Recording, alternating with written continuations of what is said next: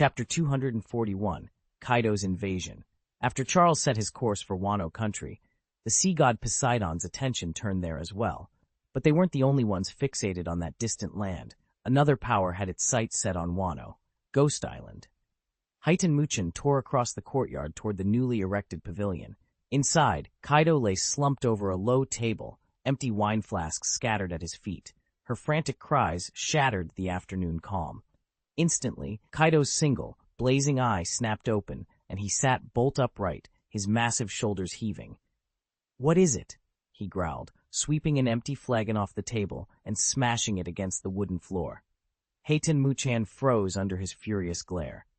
Now in her 50s, the mermaid had lost the youthful allure Charles remembered. Her face was lined, her once silken hair shot through with silver. "My lord, a critical development in Wano country," she gasped, gathering her courage. "Kozuki Oden, the sole heir of Wano's ruling family, has sailed away. With him gone, Wano is defenseless. Our invasion can begin at once." She forced herself to meet Kaido's gaze. In a blink, the great beast rose to his full height, his horns scraping the rafters. A savage grin split his face as he towered over her, eager for the conquest to come. "Is that the son of Kozuki Oden, the Wano daimyo you've always dreaded?" Kaido's voice rumbled through the hall. Heitan Muchin's eyes glittered. "Yes, the real Kozuki heir, and Whitebeard is gone." "Whitebeard?" Kaido's frown deepened at the name. Heitan leaned forward, excitement crackling in his tone. "Yes, the Whitebeard pirates were shipwrecked in Wano. After a few days' rest, they crossed paths with Kozuki Oden. Oden pleaded with Whitebeard to take him to sea, and they sailed off together." Heitan paused to catch his breath. "It's been 5 years, Lord Kaido. 5 years we've waited for this chance, to use your power and storm Wano. Now the time has come." Kaido seized the nearby sake jug and downed great gulps, spilling clear liquid across the wooden floor. When the jug was empty, he threw back his head and bellowed a roar that shook the rafters. In an instant, Kaido's form swelled and twisted. The massive pillars cracked as a colossal blue dragon burst through the roof, scales shimmering in the moonlight, and hovered above the hall, an awe-inspiring omen of the destruction to come. Kaido roared, "All beast pirates assemble!" Perched atop Onigashima, the great dragon opened his jaws and bellowed his order across the island. At the thunderous sound, Jin and Quinn abandoned their work and raced outside to see Kaido hovering in the sky. "What's going on, big brother?" Quinn complained, rubbing his ears. He'd been in the middle of a delicate experiment. Kaido's roar nearly sent all his equipment crashing to the floor. Kaido's voice rolled out again. "100 beast pirates, set sail for Wano country." With a mighty flap of his wings, Kaido launched himself upward. Jin and Quinn exchanged puzzled glances. Why target Wano now? But there was no arguing with their captain. They hurried to rally their crews. Leading the charge were Heitan Muchin and Heitan Chanmaru. Since Onigashima lay just offshore, they knew the sea lanes to Wano better than anyone. Meanwhile, Kaido streaked ahead, his enormous form cutting through the clouds. Soon they reached Wano's skies. Below, cherry blossoms drifted through the air, painting the villages in soft pinks. Kaido's eyes blazed crimson. Coiling his kilometer-long body, he dove toward the town like a blazing meteor destined to strike the earth. Charles stood in the crowded market square of Wano, his eyes drawn to the darkening sky. A searing light burned through the clouds above, rippling with raw, uncontrollable power. Murmurs swelled into shouts across the plaza. What is that?" someone cried. Charles shaded his eyes and watched in growing horror as a blazing orb, crimson at its core, fell toward the town. Within its fiery shell, smoke and debris swirled like a living storm. "It's a meteor. Take cover," a voice warned. Panic erupted. Merchants abandoned their stalls. Peasants bolted for shelter. In an instant, the meteor struck. The impact shattered the earth with a thunderous roar, gouging a massive crater at the town's heart. Shockwaves toppled wooden houses, sending beams and tiles crashing down.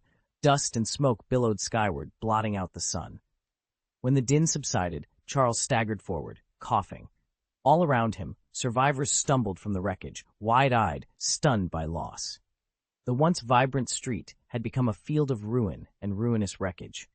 At the edge of the great pit, a squad of armored samurai formed a guard. Steel blades caught the dim light as they stood ready for whatever might emerge. Among them raced Kozuki Sukiyaki, his noble armor splashed with dust. Flanked by loyal retainers, he knelt at the crater's rim, peering into the blackened depths. Charles joined him, heart pounding.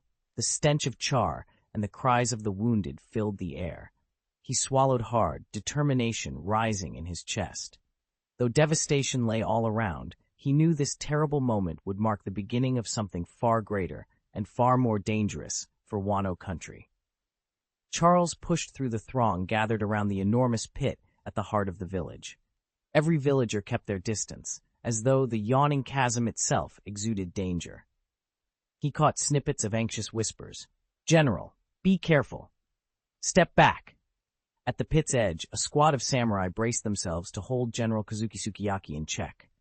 The old commander glowered at them, eager to investigate the depths, but his retainers would not budge.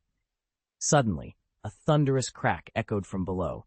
Every eye snapped to the dark opening as a massive clawed hand shot upward and clutched the rim of the pit. For a heart-stopping moment, the onlookers froze. Then the earth itself seemed to shudder as something enormous began clawing its way out. Charles stumbled backward as the beast's bulk materialized above the hole. Kaido in his fearsome hybrid form, scales rippling over hulking muscles, a spiked kanabo mace slung across one broad shoulder. Kaido's cold, beady eyes swept over the assembled samurai and townsfolk. His deep, rumbling voice rolled across the square. "Who are you, and why have you trespassed in Wano country?"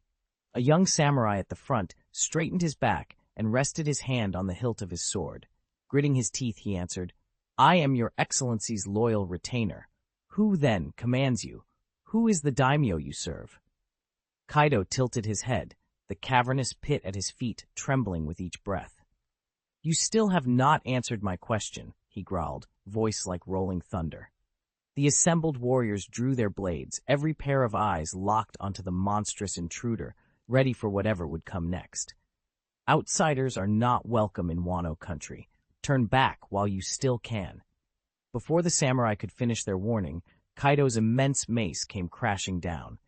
The warrior guarding the path was obliterated the instant the weapon struck. The others froze, eyes widening with shock and fury. "Intruder! Kill him!" they cried in unison. Wano was famed for housing the world's finest swordsmen, and they answered the call without hesitation. A wave of razor-sharp steel surged toward Kaido, each blade aimed at finding a chink in his half-beast body. But the monster barely moved. Every slash met his impenetrable scales and sent up showers of sparks. Not a single cut marked him. The samurai staggered back, stunned that their combined assault had failed. With a deep rumbling laugh, Kaido hefted the great Hiroku stone mace Heitan Muchen had forged for him. He swung it in a wide arc, and in an instant, a dozen warriors were sent flying, their bodies slamming against the ground like broken dolls. But the samurai of Wano did not falter. One by one, they drew fresh blades and tightened their grips. "For our people! Charge, daimyo!" they roared, surging forward to face the beast once more. "It's too dangerous here." The samurai surrounding Kozuki Sukiyaki shouted.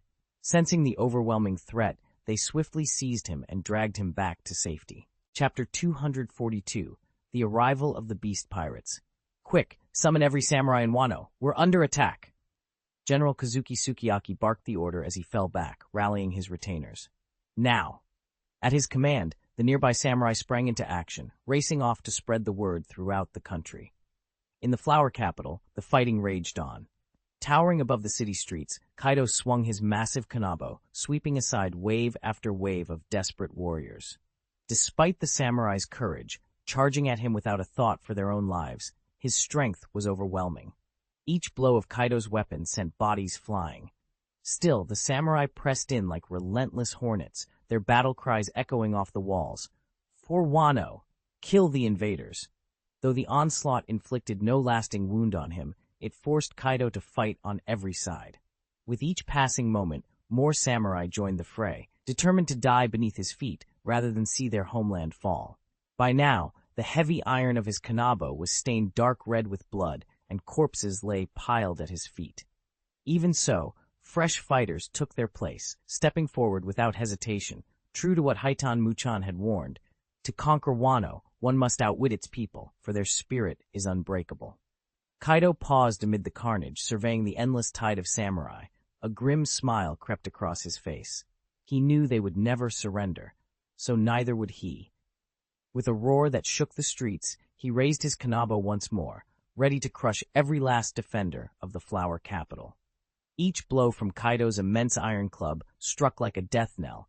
Anyone it caught was either killed outright or crippled beyond recovery. Around him, the samurai's blades flashed in relentless waves, but Kaido simply planted his feet, let their slashes strike home, and continued swinging his kanabo as if the assaults were nothing more than a summer breeze. Their duel of steel and muscle raged without pause for most of the day, until fresh reinforcements thundered onto the field. "Big brother!" cried Jin and Quinn as they led wave after wave of beast pirates into the fray. They surged toward the samurai in a brutal tide, eager to break through. Kaido glanced at the new arrivals, and aside from Jin and Quinn, saw little usefulness in his crew. The samurai, momentarily unsettled by the unexpected backup, quickly recovered their composure. They roared battle cries and threw themselves at the intruders with deadly precision. Over the years, Kaido had mustered more than 1,000 pirates in the New World, but against these seasoned warriors, his numbers were meaningless. One by one, Jin and Quinn's men fell under the samurai's blades. Had his lieutenants not arrived when they did, the entire contingent of the 100 Beasts pirates might very well have been cut down to the last man. Charles watched as another force thundered onto the field, steel blades flashing in the fading light. Clad in samurai armor, they pressed forward with deadly purpose. At their head rode Heitan Muchan and his brother. Together, the siblings led 200 to 300 warriors into the fray, and in an instant, they turned the tide against the 100 Beasts pirates. These fighters were all sworn to House Heitan, one of Wano country's 5 great families, historically allied with the Kozuki clan. Were it not for Kozuki Sukiyaki's decree branding them traitors, House Heitan would have fielded even more samurai. Muchan's reinforcements steadied the lines, but victory was far from assured. Though the elite samurai now held the upper hand, the rank and file still faltered under the onslaught. The situation grew grimmer when several neighboring daimyo sent their own troops into the battle. The 100 Beasts pirates, originally over 1,000 strong, had already lost half their number. After all, only Kaido, Jin, and Quinn remained aboard the Beasts pirates' flagship. The rest were ordinary pirates who simply could not match the combined might arrayed against them. No reinforcements from some future Mal army were coming. Facing these master swordsmen, Kaido's pirates were hopelessly outmatched. Bloodied and gasping, Heitan Muchan staggered over to Kaido's side. "Kaido, we must capture Kozuki Sukiyaki. He's the linchpin of this entire battle." The words struck Kaido like a thunderclap. He swept his gaze across the field. Pirate after pirate was cut down by the samurai's blades. At this rate, all 5 years' worth of his plunder would be gone in moments. No more wasted effort. He had to seize the true prize. "Catch the thief! Catch the king!" he growled, turning from the dying few to his real target. In the center of a tight circle of samurai stood a lone figure, Kozuki Sukiyaki, calm amid the chaos. Kaido couldn't be certain it was him, but anyone guarded so fiercely had to be extraordinary. With a roar that shook the ground, Kaido's body ballooned, scales erupting over his flesh and wings bursting forth from his back. In seconds, he had transformed into a gargantuan dragon, claws outstretched as he lunged toward Sukiyaki. "It's a dragon!" someone gasped, awe and terror warring in their voice. Even in Wano country, Kaido's draconic form was legend-made flesh. Chapter X, The Dragon's Onslaught. Long ago, in the twin provinces of Zengjin and Heiji, there lived a swordsman of legend, Shuangyue Ryoma. His crowning achievement, they said, was slaying an actual dragon. The tale spread like wildfire throughout all of Wano, and ever since, every samurai has trained with a single goal in mind, to vanquish a dragon of their own. Now that dream had turned into a nightmare. High above the battlefield, Kaido, king of the beasts, soared in his colossal draconic form. At the sight of the great beast hurtling toward them, dozens of samurai raised their swords as if in prayer, eyes glowing crimson. "Dragon Slayer! Dragon Slayer!" they chanted, voices cracking with both fear and exhilaration. On a small hill overlooking the plain stood General Kozuki Sukiyaki. His once proud posture crumpled at the sight of Kaido's charging form. Terror tipped his voice over the edge. "Run!" he shrieked. Lieutenant Charles reacted instantly. Grabbing Sukiyaki's arm, he heaved the old general clear of the crest. Sukiyaki tumbled helplessly down the slope, his body twisting against unforgiving stones. A gasp of anguish tore from his lips as pain ripped through him. Charles turned just in time to witness a roaring gale sweep across the hilltop. Blades of wind spun into blades of steel, tearing through everything they touched. Any samurai left standing was flung aside, limbs shattered in a single brutal moment. "Evacuate the general. Now!" Charles bellowed. He sprinted down the hill, positioning himself between the wounded Sukiyaki and the oncoming chaos. That only emboldened the agents of Heitan Chanwon, a rival commander whose black-armored troops had waited for this chance. They surged forward, swords raised in gleeful anticipation. "He dies here," they cried. "Protect the general!" Charles roared back. Around him, loyal retainers locked shields and formed a steel wall. Their blades clanged against Chanwon's men as the two sides collided in a savage melee. But every slash, every parry, seemed powerless against Kaido's thunderous roar echoing overhead. The loyal samurai fought with every ounce of strength they had, banners flying like defiant bloodstains against the gray sky. Yet wave after wave of Chanwon soldiers battered their line, and all the while, the dragon waited above, its massive shadow a promise of destruction. At the sight of the onrushing foes, the samurai's eyes blazed once more, and they surged forward in one last desperate charge. But their valor, noble as it was, could not turn the tide. The moment they clashed, Chanwon's men split their formation, and the hill once more became a tomb for those who dared to stand in Kaido's path. Charles stumbled over the bodies of fallen allies, sword clattering as rain began to fall. He knelt at Sukiyaki's side, pressing a trembling hand to the general's brow. Sukiyaki groaned but remained all "I've." Charles drew a steadying breath, eyes fixed on the dark sky. Even if the dragon's roar shook the heavens, he would not let his commander die today. Kaido's massive dragon form thundered down onto the courtyard, then in an instant he reverted to his towering human shape. He strode forward until he stood directly before Kazuki Sukiyaki, whose eyes widened in shock. Why are you invading our country?" Sukiyaki's voice cracked as he pressed a hand to his chest, breath coming in ragged gasps. Kaido said nothing. Without warning, he swung his kanabo, his spiked iron club, straight at Sukiyaki's torso. The blow sent the daimyo sprawling to the ground. Before consciousness slipped away, Sukiyaki thought he heard someone shouting, "And many more." Then, darkness. "He's out cold," Heitan Muchan reported, rushing forward.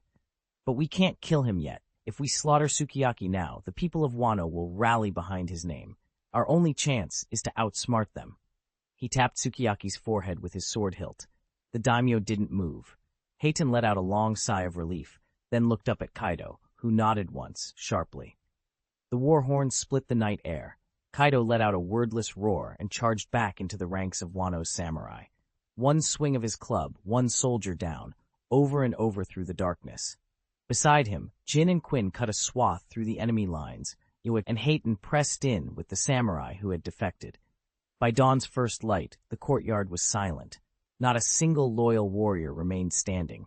Kaido surveyed the bodies at his feet, shoulders heaving. Heitan checked his own companions, grim-faced. It had been a costly victory. The numbers told the tale. The beast pirates had gone into the battle with more than 1,000 men. Now fewer than 400 remained. Yet for the moment, Wano lay broken, and its people leaderless. These treasures represented 5 years' worth of Kaido's savings, and in that single battle, his entire army was wiped out. Yet Kaido remained utterly unmoved by their deaths. To him, pirates were as common as fish in the sea, easily replaced whenever he wished. Chapter 243. The next morning in the flower capital was a scene of utter devastation. After a day and a night of bitter fighting, the once beautiful city lay in ruins. Streets were cleaved by deep fissures, buildings had collapsed like houses of cards, and countless bodies littered every corner. Heitan Shenmaru had pressed Wano laborers into service, hauling corpses through the wreckage while the stench of smoke and blood still hung heavy in the air. Inside the old general's mansion, now more a makeshift war room than a noble residence, the beast pirates lounged alongside members of the Heitan clan, cups of sake in hand, celebrating their victory. Heitan Shenmaru rose from his seat and cleared his throat. "Ha ha! Lord Kaido, allow me to present Lord Orochi Heitan, daimyo of the Heitan family. The daimyo, Orochi Heitan, bowed nervously before the massive figure dominating the room. Towering and broad-shouldered, Kaido drank in the introduction with a slow, appraising nod. Your Grace, Orochi stammered, struggling to keep his voice steady, it is an honor to meet you. This was Orochi's first time facing the legendary beast Kaido. He'd heard the tales of how, during yesterday's assault, Kaido alone had cut through armies of samurai as if they were straw dolls, an achievement he'd only ever thought matched by the fabled Kozuki Oden. Kaido lifted his cup in a silent salute. Very well, he rumbled.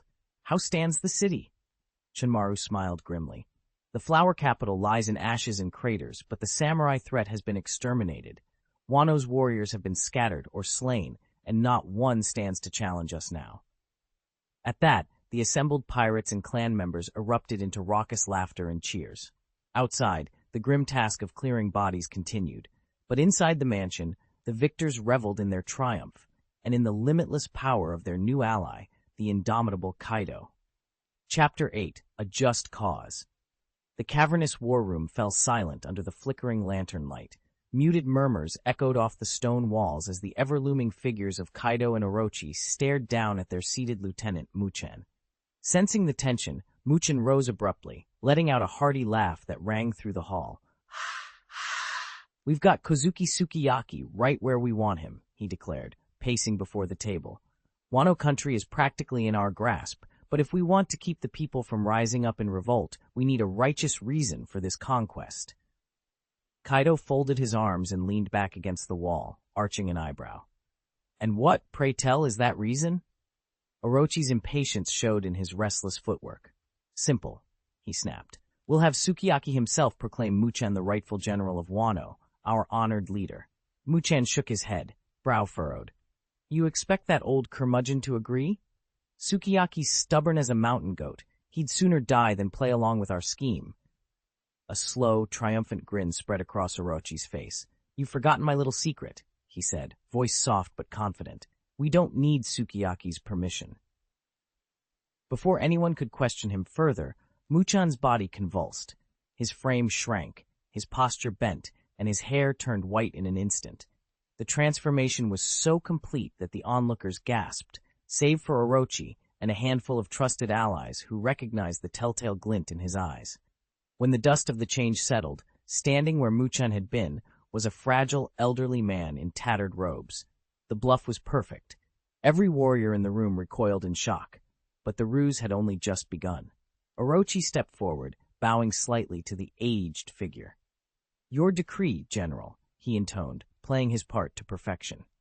As the assembly watched in stunned silence, Muchen, now disguised as the venerable elder, prepared to deliver the proclamation that would seal Wano's fate. Standing in the center of the grand banquet hall, Lord Muchen raised his hand until the clamor died away.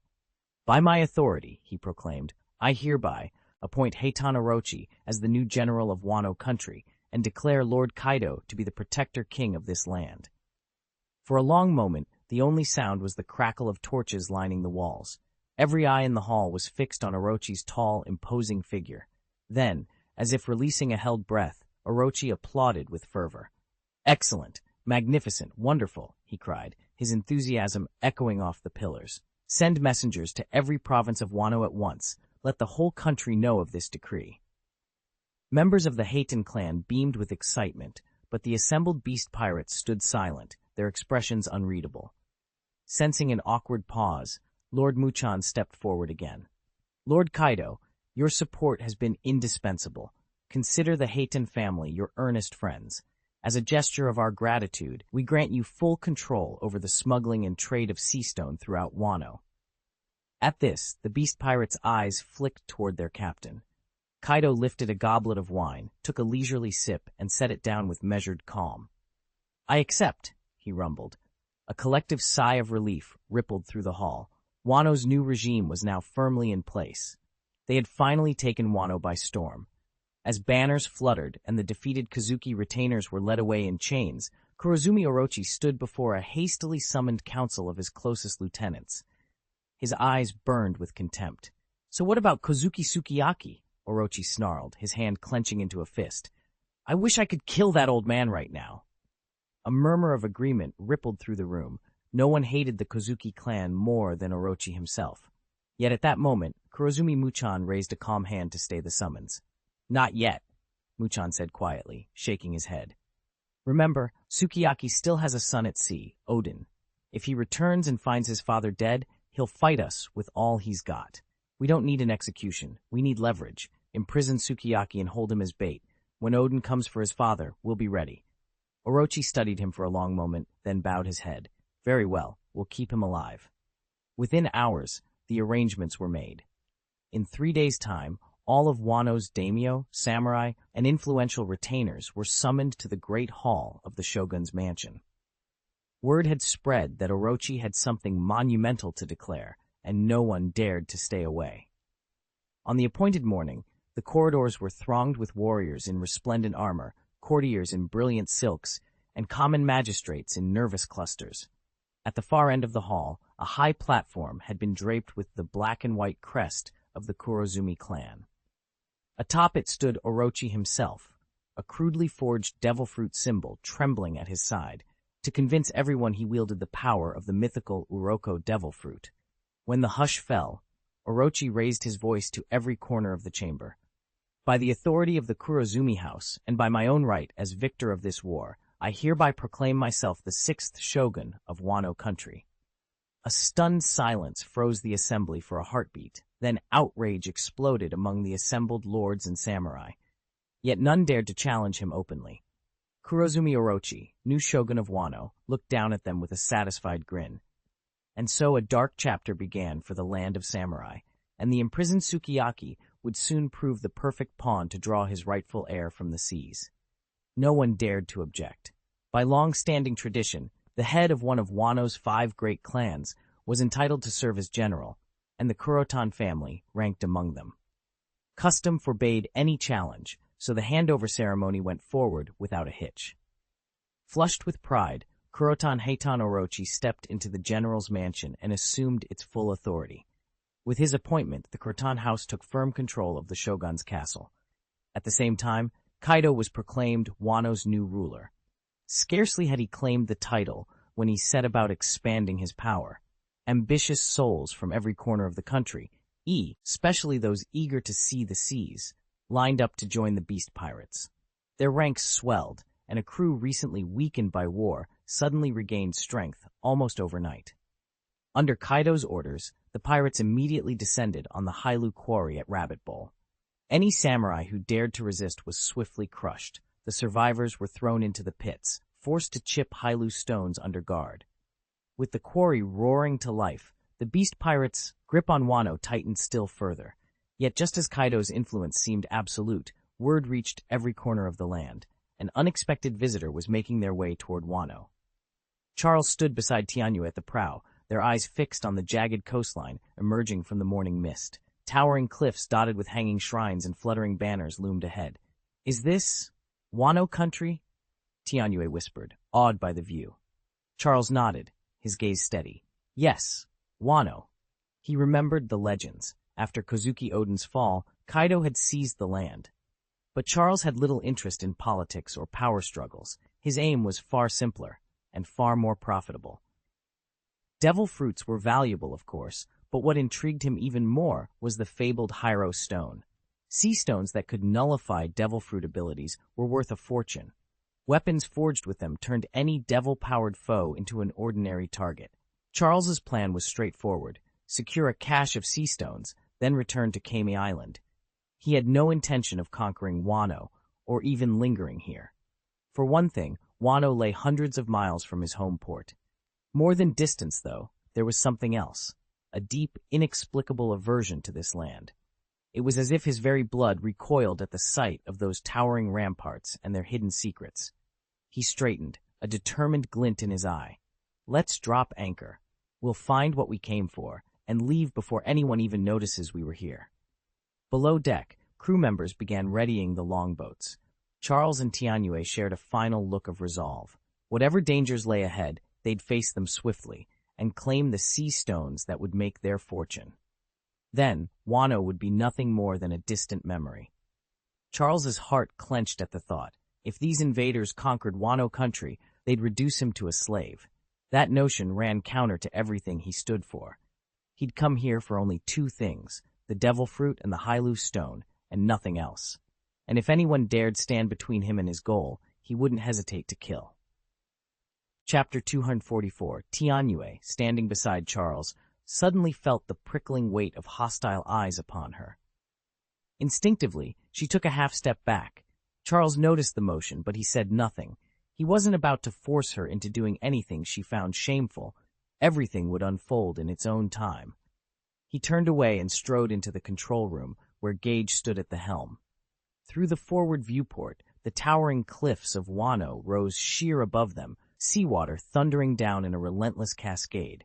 Any ordinary ship charging straight up that torrent would be torn apart at the bow. Gage frowned as he studied the waterfall on his screens. Under normal conditions, no vessel could survive that.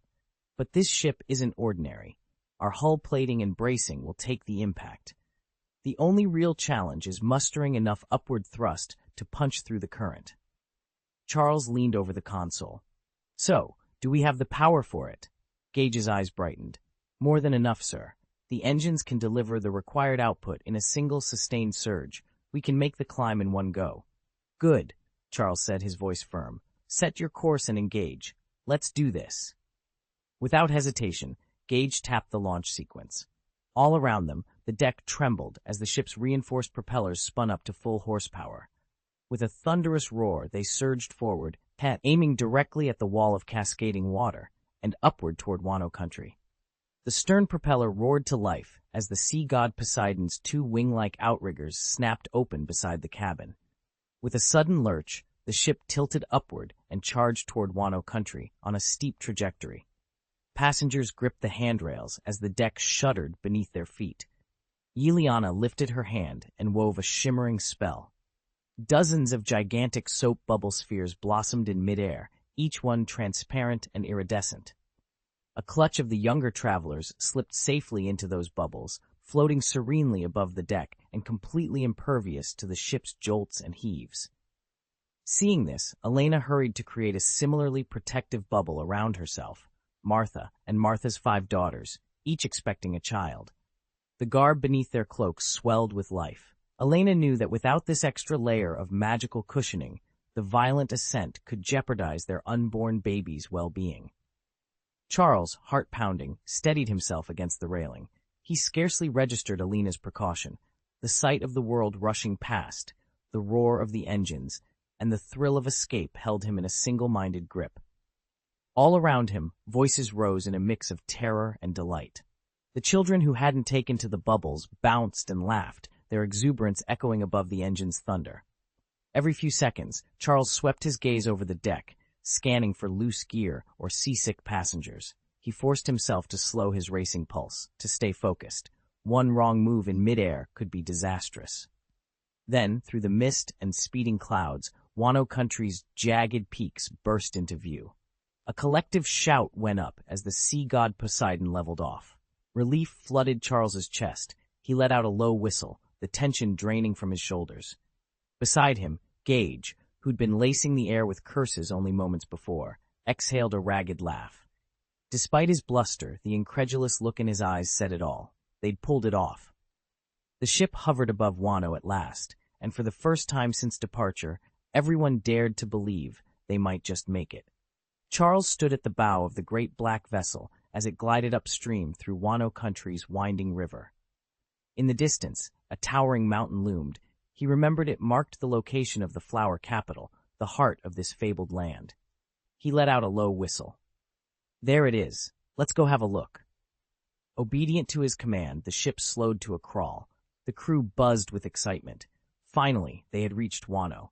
But with every passing bend, the riverbanks drew closer together until it became impossible for the oversized ship to continue. There was nothing for it. They would have to pause here and proceed on foot. The captain maneuvered the vessel into a small, stony port. As the gangplank was lowered, curious onlookers gathered, their eyes widening at the sight of the colossal black ship. This was the first time most of them had ever seen anything like it. Whispers turned into nervous chatter. Then, A group of samurai warriors emerged from the crowd, hands resting on the hilts of their swords. Charles surveyed their attire, traditional kimono, armor plates, and the unmistakable curve of their swords. He frowned, an odd sense of unease stirring within him. A hulking swordsman stepped forward, blocking the gangplank's end. He squared his shoulders and fixed Charles with a steely gaze. Charles met his stare coolly and gripped the railing. "Who are you, and what business do you have in Wano?" he demanded, voice echoing across the silent dock. The samurai exchanged glances, tension crackling in the air. Charles's crew halted behind him, waiting for an answer, or perhaps for the first blow. "Who are you?" A small captain, no taller than a child, glared up at the boat and shouted. His question went unanswered. Only the creak of a lowered gangplank broke the silence. In perfect formation, squads of sword-bearers marched down the ramp in 2 straight lines and flanked the dock. The little captain bristled at being ignored. With a shrill cry, he drew his sword. "You scoundrels, identify yourselves!" Before his words could even hang in the air, a flash of steel sliced past. It was Laval's strike. Stepping off the plank with cool detachment, he swung his blade, carving a deep furrow in the ground just inches from the captain's feet. The samurai's eyes widened in terror, sweat beaded on his brow, and without a second thought, he turned and bolted. No one else stirred.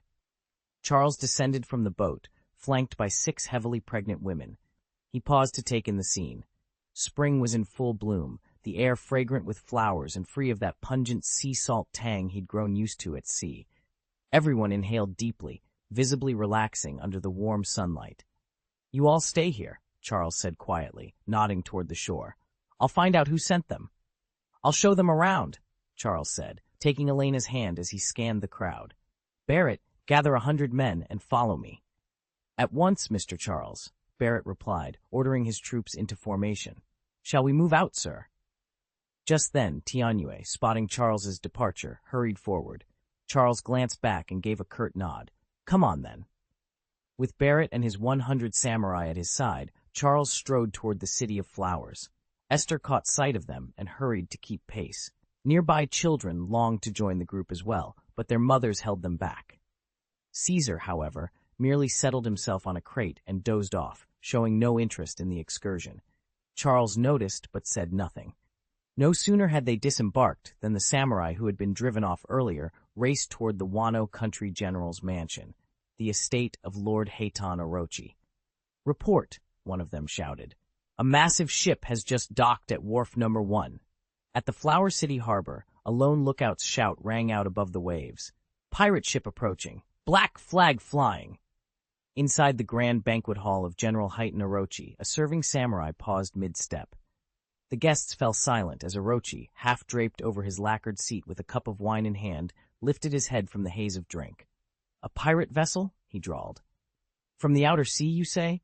Very well. Musters the men. I want that ship sunk before sunset." With a sharp nod, he waved his porcelain cup aside and sank back into his cushions. "My lord," the samurai stammered, then bolted from the hall to deliver the order. At Orochi's nearby manor, 500 freshly enlisted warriors, eager for their first taste of glory, thundered from the barracks at the call to arms. These recruits, desperate to earn honor and distinction, seized their spears and swords and poured into the courtyard in a single roaring tide. Captain Heitan Muchen, who had come seeking the general, skidded to a halt at the edge of the chaos. How had so many samurai been summoned so suddenly? Something was amiss. He dashed forward and grabbed the shoulder of a rushing recruit. "Wait," he demanded. "Tell me exactly what's happening. I'd be happy to help. Could you please provide the full chapter text you'd like me to revise? Once I have the complete passage, I'll rewrite it into polished, idiomatic English with Charles as the male protagonist and preserve all the story's key details." Chapter 245, Swordsman versus Samurai. Pirate ship from the outer sea? Heitan Muchen's brow furrowed in confusion. Wano country was a closed land, its very existence almost unknown beyond the New World. A pirate vessel this far off course was unheard of. Could it be an accidental breach of our waters? He wondered aloud, then turned to the closest samurai. "Did you make out their flag?" The swordsman swallowed hard. "Yes, I saw it. The banner was enormous, and their ship, it was like a floating fortress." He spread his arms wide, trembling. It was huge. Alarm prickled at Heitan's senses. A ship of that size could only belong to one of the world's most powerful crews. "Show me a sketch of the flag." Heitan led the samurai into his private quarters and laid out a fresh sheet of parchment on the low wooden table. Without hesitation, the warrior began to draw, a skull impaled by a single longsword. When Heitan Muchan leaned in for a closer look, his pulse quickened with dread. "No, it can't be," he whispered, voice tight. "That's the Rockefeller Pirates' emblem." The name struck him like lightning. The Rockefeller Pirates were infamous across the Grand Line for their ruthlessness and strength. Even the thought of their presence in Wano's waters sent a shock of fear straight through his samurai heart. In recent years, 4 legendary pirate crews have risen to dominate the New World, and among them stands the world's greatest swordsman. That swordsman is Heitan Mutsukata. If the story ended there, Mutsukata wouldn't be shaking like a leaf. The real reason for his fear lies with Charles, who carries a bitter grudge against him. To understand why, we must go back 7 or 8 years, when they all served aboard the Rock's pirates. Charles was then captain of the 8th Division, while Mutsukata and his younger brother, Heitan Chanwan, were up-and-coming officers under the same flag. One night, Chanwan, driven by lust, slipped onto Charles's ship, lured by the promise of beautiful women. When Charles discovered him, rage seized the young captain. With a single, furious slash, he nearly severed Chanwan's head. The shockwave from that attack rippled across Hive Island itself. Only the timely intervention of their comrade Lox saved Chanwan from a grisly fate. After that night, Charles and Chanwan became sworn enemies, and the bond between the Rock's pirates' fellow officers was shattered forever. Now, years later, Charles has resurfaced in Mutsukata's path, and the venerable swordsman trembles. He knows, better than anyone, that he cannot possibly match Charles's ferocity. "No," Mutsukata gasps, dread tightening around his heart. "Go and inform the beast pirates at once." With that command ringing in her ears, Heitan Muchan sprang to her feet and darted off in search of the beast pirates' camp, unaware that her younger brother had already gone off to seek the fallen, risking his life in the process. "Hey, what are you doing?" Heitan, her cheeks flushed from sake, caught sight of a squad of samurai dashing past her. She seized one by the arm and demanded, "My lord, there's a ship off Port No. General Orochi wants us to intercept it immediately." The samurai's eyes widened. "What? Someone dares invade Wano? Move out, show me where they are, and drive them off." At the news of an intrusion, Heitan's pulse quickened. After all their struggles, the Heitan clan had only just secured control of Wano, and now an enemy threatened to undo everything. Together with the samurai, she raced toward Port No, excitement and resolve burning in her veins. Hundreds of warriors thundered through the ruined flower capital. The Battle of the Flower Capital had ended barely 2 weeks ago, and the city's splintered streets and shattered gates still bore the scars of war. Yet even amidst the rubble, Wano's defenders pressed on, determined to protect their hard-won peace. I dropped the tools in my hand and dove behind a battered wagon the moment I saw a squad of samurai charging toward the town's outskirts. War was breaking out again. Charles sprang to his feet, gathering Esdeath and Guang Yueshi at his side. Behind them, roughly 100 swordsmen fell in beside him, advancing on the ruined gate. "Father, there's fighting up ahead," Charles shouted, his eyes locked on the collapsed walls and smoking ruins. Estes studied the devastation. By the scorch marks and debris, this place took a heavy beating. Still frowning, Charles stepped forward. The debris-littered street trembled with tension. Suddenly, a party of armored warriors shoved aside the remaining guards. Spotting Charles's group at the gate, their leader bellowed, "Intruders! Kill them!" He swept his sword through the air, and the samurai behind him roared their assent. In perfect formation, they charged. Without a hint of hesitation, Charles's men drew their blades. Their eyes were cold, unwavering. After all, they stood behind the world's greatest swordsman. Charles looked down his nose at the frantic crowd before him. "Do it," he ordered coldly. "Kill them." At that command, the swordsman arrayed behind Charles surged forward. Estes, Charles's son, tightened his grip on his blade, the sanctuary sanction, clearly itching to join the charge. Yet he hesitated, unsure, because his father's calm presence still steadied him. Charles gave Estes a knowing glance and a quick, encouraging pat on the shoulder. "Go," he said. "Be careful." With a nod, Estes broke into a run toward the group of barefooted natives, their bodies painted and garbed like forest tribesmen. At the sight of Estes rushing in, Barrett clenched his fists and prepared to follow. Charles, however, refused to take part. He leaned back on his heels, eyes narrowing in fascination as the melee began. Only Tianyu Shi, standing at his side, looked uneasy. "Lord Charles," she whispered, her voice trembling, "why are we attacking them?" Charles shrugged, his tone dismissive. "Why? Either they lack sense or they're simply born fighters. They thrive on conflict." Tianyu said nothing more. She fell silent beside him, watching the battle unfold under Charles's cool, unblinking gaze.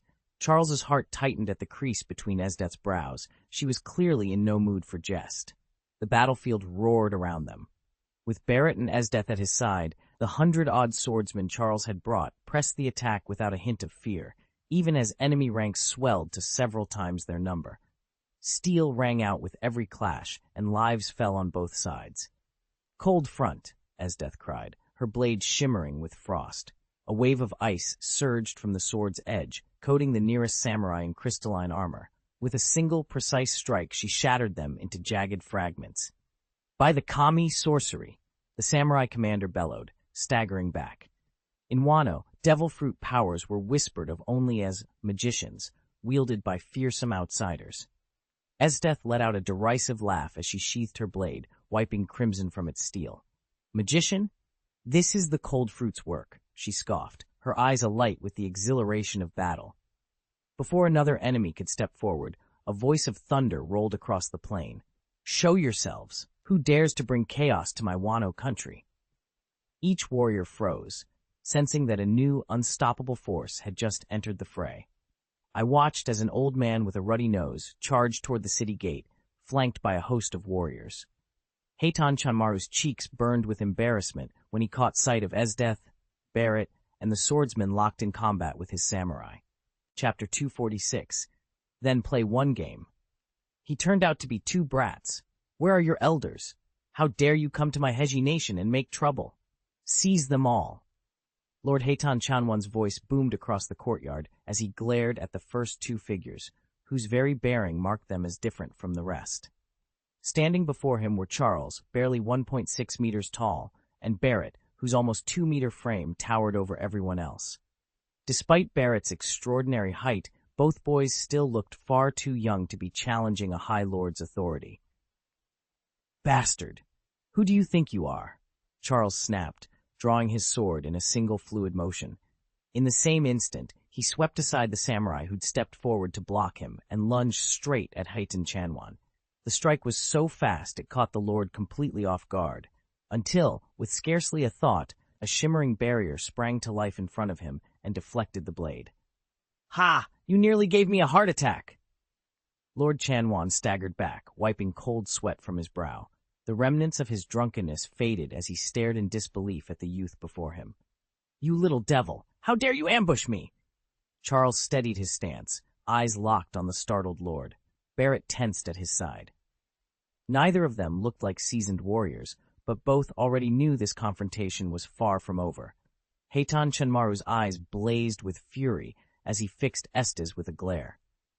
"Go to hell," he snarled, summoning a translucent green barrier in his palm and flinging it toward her. But Estes was too swift. She sidestepped the blast effortlessly and riposted with a flashing sword strike.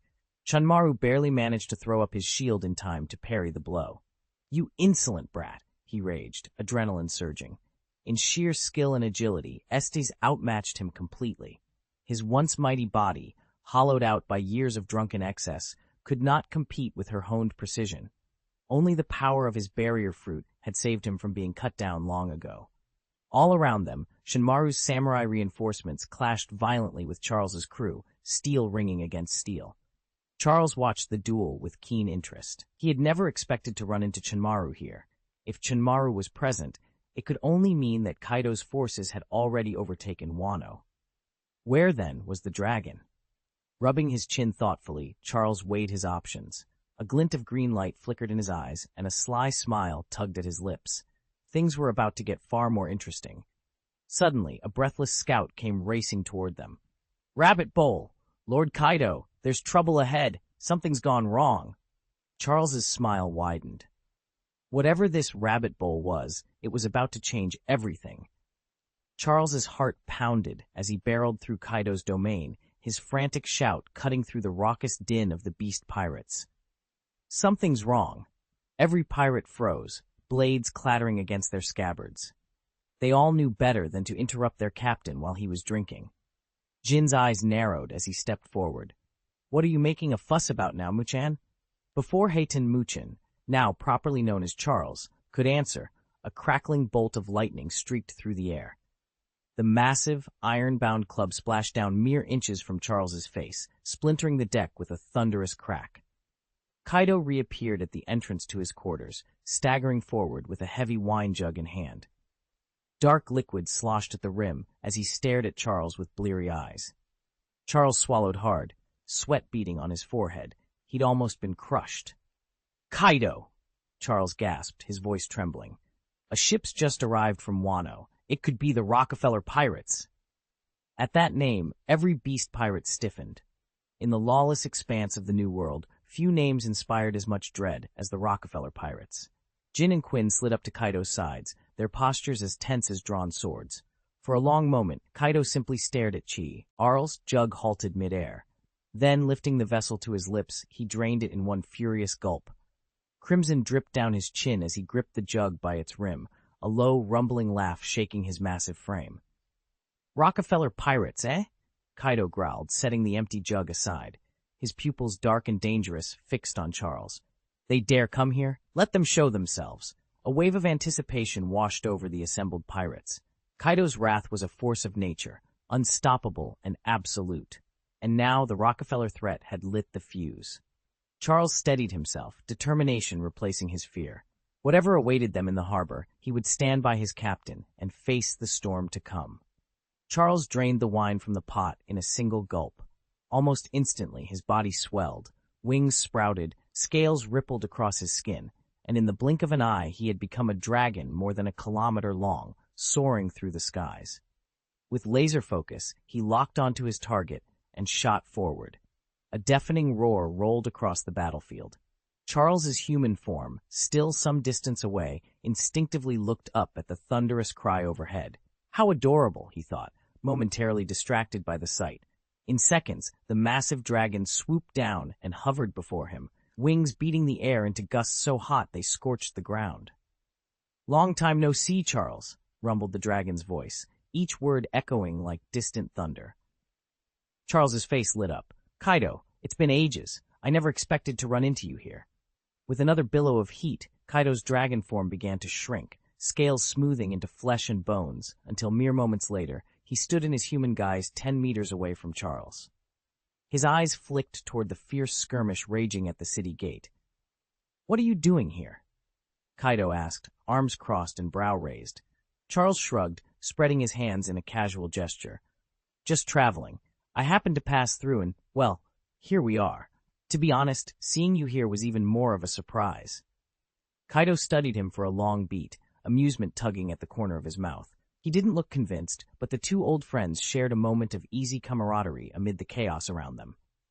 "This is my domain," Kaido growled, his voice low and dangerous. Charles frowned. "And?" A flash of fury lit Kaido's eyes. "Then fight!" He hefted his mace, and in an instant a crackling aura of lightning leapt along its head. With a roar, he brought it hurtling toward Charles. Boom! The electrified mace slammed against Charles's sword with a resounding clang.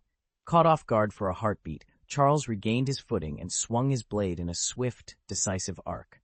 His sword, Liu Ying, met Kaido's weapon head-on, sparks flying in all directions. For a tense, breathless moment, the two weapons locked. Then, with a sharp, metallic snap, Kaido's mace shattered into fragments.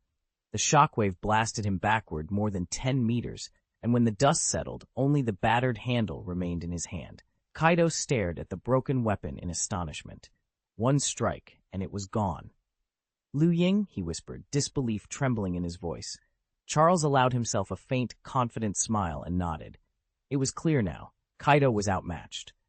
As Kaido struggled to his feet, Charles calmly assessed his opponent's strength and the battle ahead. In terms of raw power, Charles still trailed well behind the four emperors. He was more or less on a level with the legendary Kozuki Oden, the only man known to have stood against Kaido and lived to tell the tale. Even Oden, however, had been laid low in seconds. So it came as no surprise when Kaido shrugged off Charles's latest strike without so much as a flinch.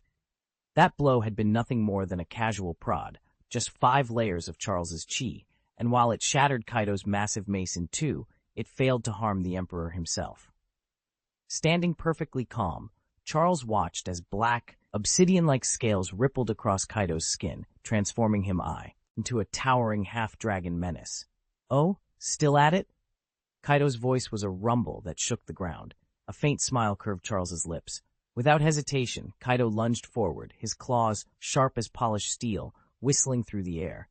Charles drew the 7-star sword in a flash. The blade erupted in crackling sword chi that met Kaido's slash head-on. The clash thundered like a storm, sparks flying as Dragon Claw raked against enchanted steel. Kaido staggered back but recovered instantly, roaring in rage as he surged toward Charles once more. Yet Charles held his ground, unwavering, ready for whatever came next. Chapter 247, Heitan Chanwan's Death.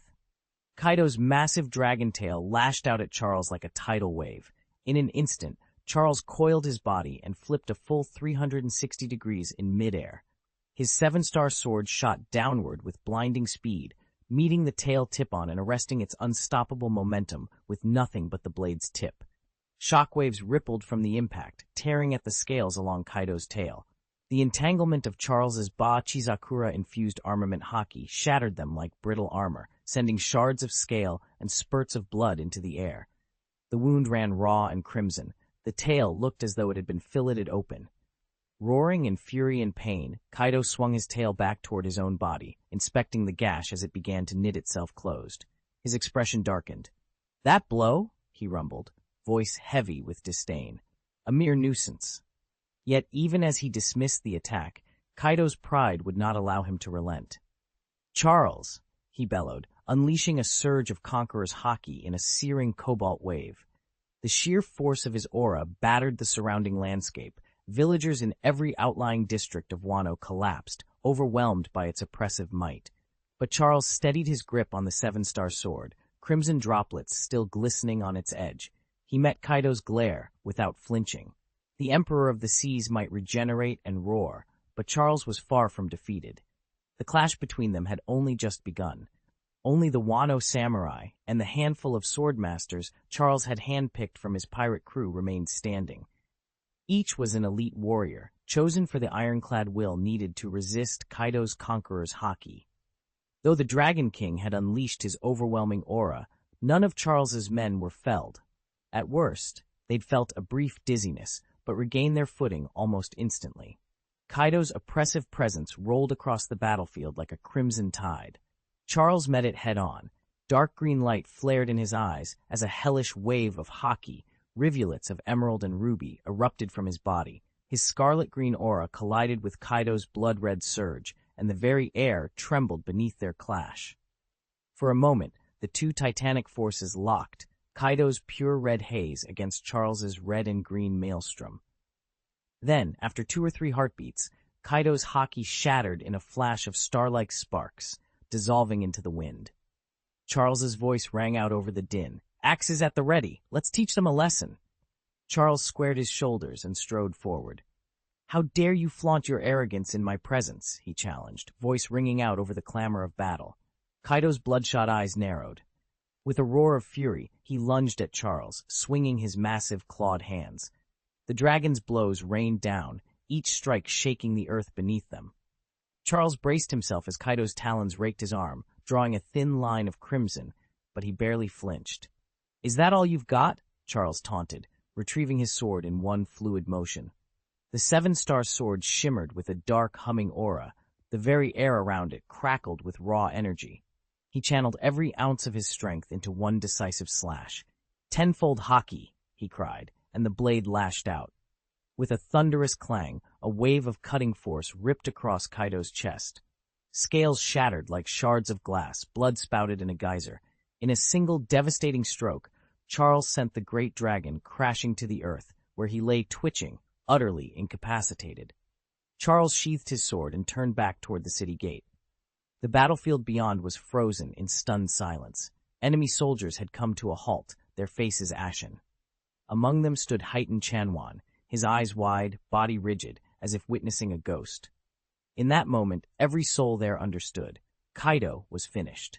He didn't expect it to be Rockefeller Charles. Ever since the Rockefeller pirates burst onto the scene, he'd heard all about their rising star, Rockefeller Estes, but the man before him bore Charles's unmistakable features. And towering beside him, 5 meters tall, loomed Douglas Barrett, the devil's heir and deputy captain of the Rockefeller crew. Haitan Chanwan's mind was spinning. What trick was this? Momentarily dazed, Chanwan had erected his barrier fruit just in time to deflect Charles's initial strike. That only fueled Charles's fury. "You coward, hesitating in the middle of our duel. Do you think I'm weak?" Charles snarled. Anger flared hot in his veins, and without warning, a swirl of icy mist seeped from his body. He activated his ice fruit. A howling gale of frost howled outward, shredding the air with its chill. Chanwan, still half stunned, felt the world grow frigid. His barrier cracked under the onslaught as the temperature plunged. Glancing up, he realized with dawning horror that it was Charles, this little ancestor he'd so underestimated, who had struck him.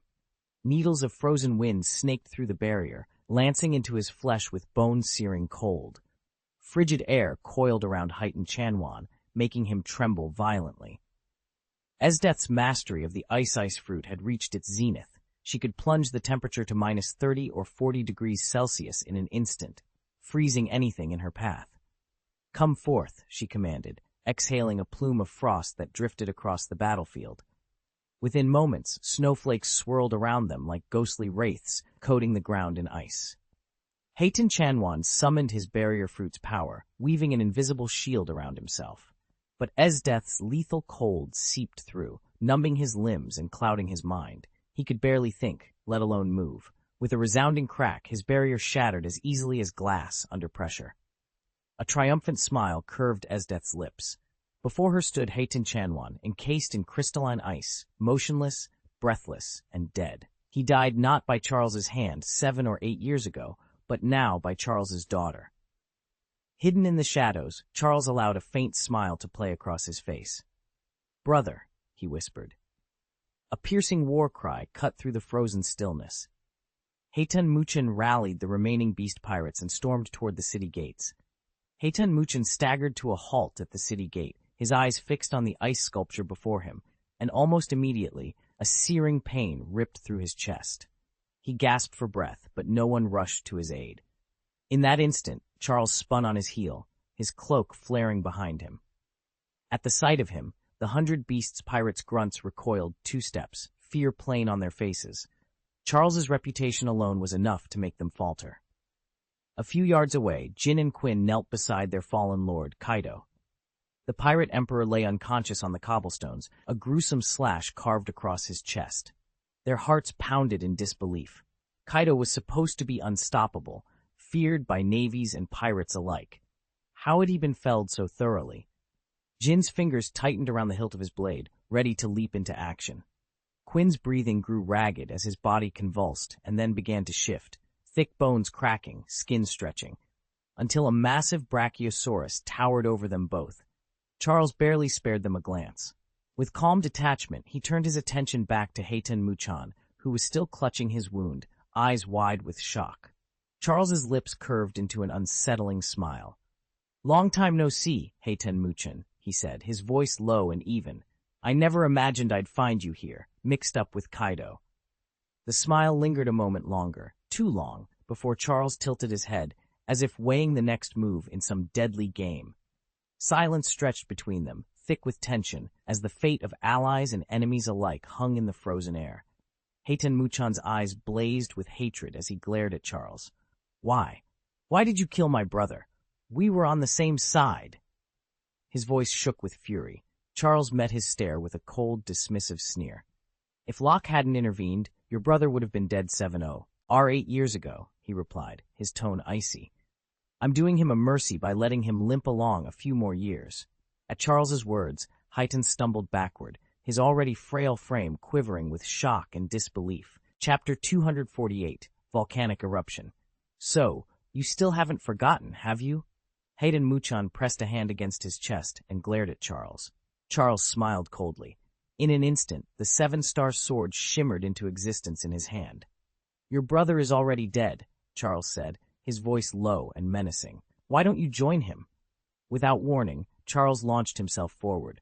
The blade sang through the air, releasing a blinding arc of energy that struck Heitan squarely in the chest. Boom! When the light faded, Heitan Muchan lay crumpled on the rocky ground, motionless and soaked in blood. Jin and Quinn froze a few paces away, faces draining of color. They'd heard tales of the world's greatest swordsman, but seeing his skill in person, so swift, so absolute, was beyond anything they'd imagined. There hadn't even been time to react. Charles sheathed the seven-star sword with a quiet click and turned his steely gaze on the two trembling pirates. Jin and Quinn stumbled back as if the very air around him burned. Against such power, they felt utterly powerless. Charles paused. In front of him lay two more enemies, two more threats to the balance of power. If he cut them down now, the beast pirates would be crippled, and Kaido's forces dealt a devastating blow. He raised his sword, considering. Down below, the volcano still rumbled, as if urging him onward.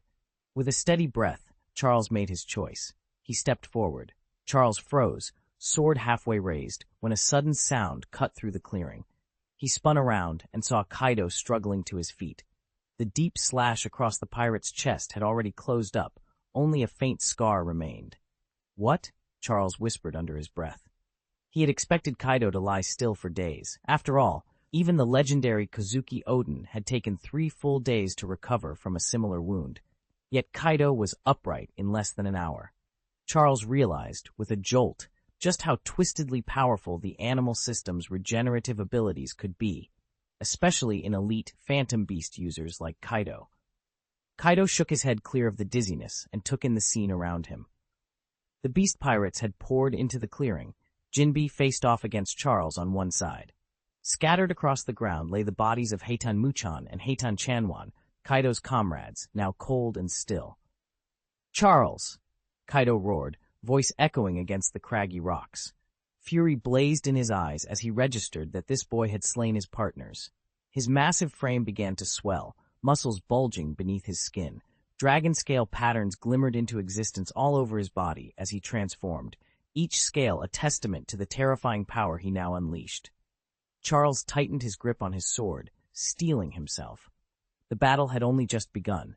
Charles barely had time to register the shift before Kaido's armaments seemed to come alive, a surging tide of indigo and midnight black haki rippling across his skin like living veins. Liu Ying's domination haki? Charles whispered in disbelief. He'd only just learned the name of the technique moments ago. How could Kaido already be channeling it so effortlessly? Before he could think further, Kaido's form twisted in a burst of energy. Scales sprouted, his arms elongated into dragon-like limbs, and deadly claws slashed at Charles with lightning speed.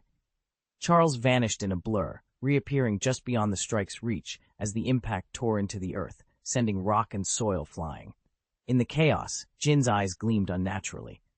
With a sudden convulsion, his body swelled, leathery wings bursting forth. He had transformed into a pteranodon and launched himself into the sky. Only Quinn, standing at the very edge of the clearing, caught the metamorphosis. Everyone else was transfixed by the duel unfolding before them.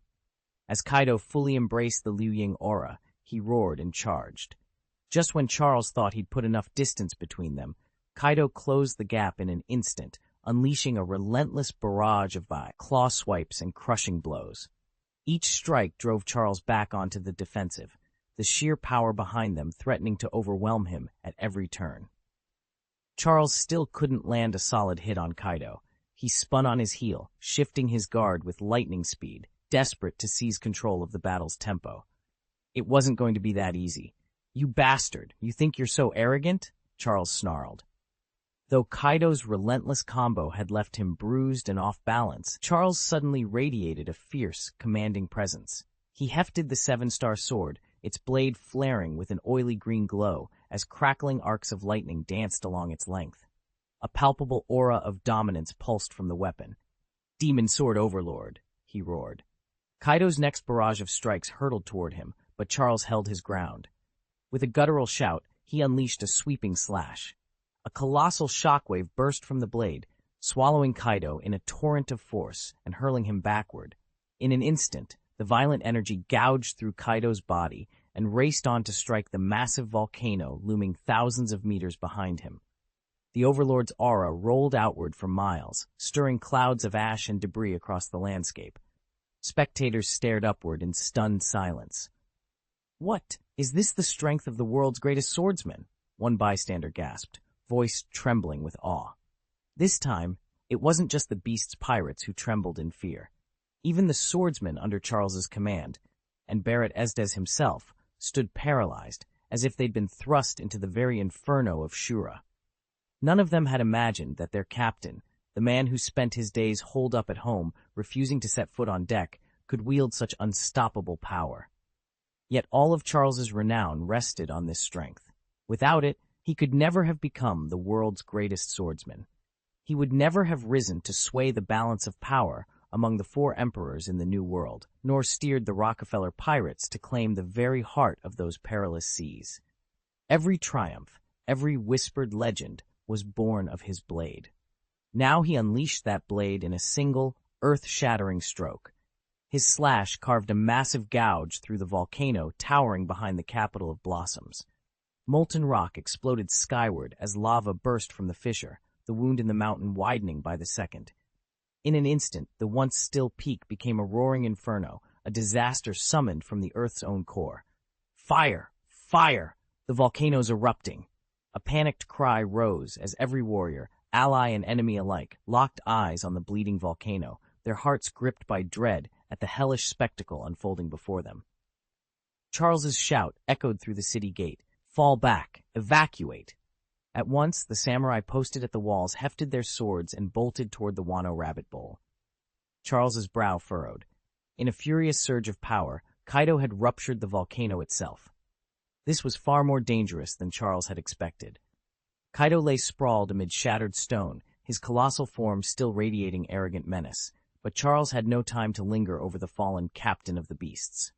"Barrett, back to the ship! Now! Tell everyone to abandon their posts and clear out!" He jabbed a gloved finger toward the looming, smoke-wreathed crater. "Barrett, look, our captain's coming." Meanwhile, at Dock No, sailors and onlookers had sensed the disturbance from the moment Charles and Kaido collided.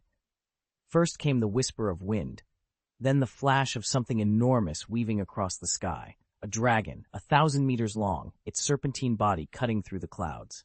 Caesar, roused from his slumber on the quay, blinked up at the creature, a strange tug of recognition in his chest. But before anyone could make sense of it, the dragon vanished in a streak of motion too quick to follow. Then the sun vanished, swallowed by gathering storm clouds. The sky darkened with unnatural speed, as though the world itself were bracing for some titanic clash. After a tense moment, a massive dark green shockwave tore across the sky and slammed into the volcano. Everyone watching held their breath, and then witnessed a sight they would never forget.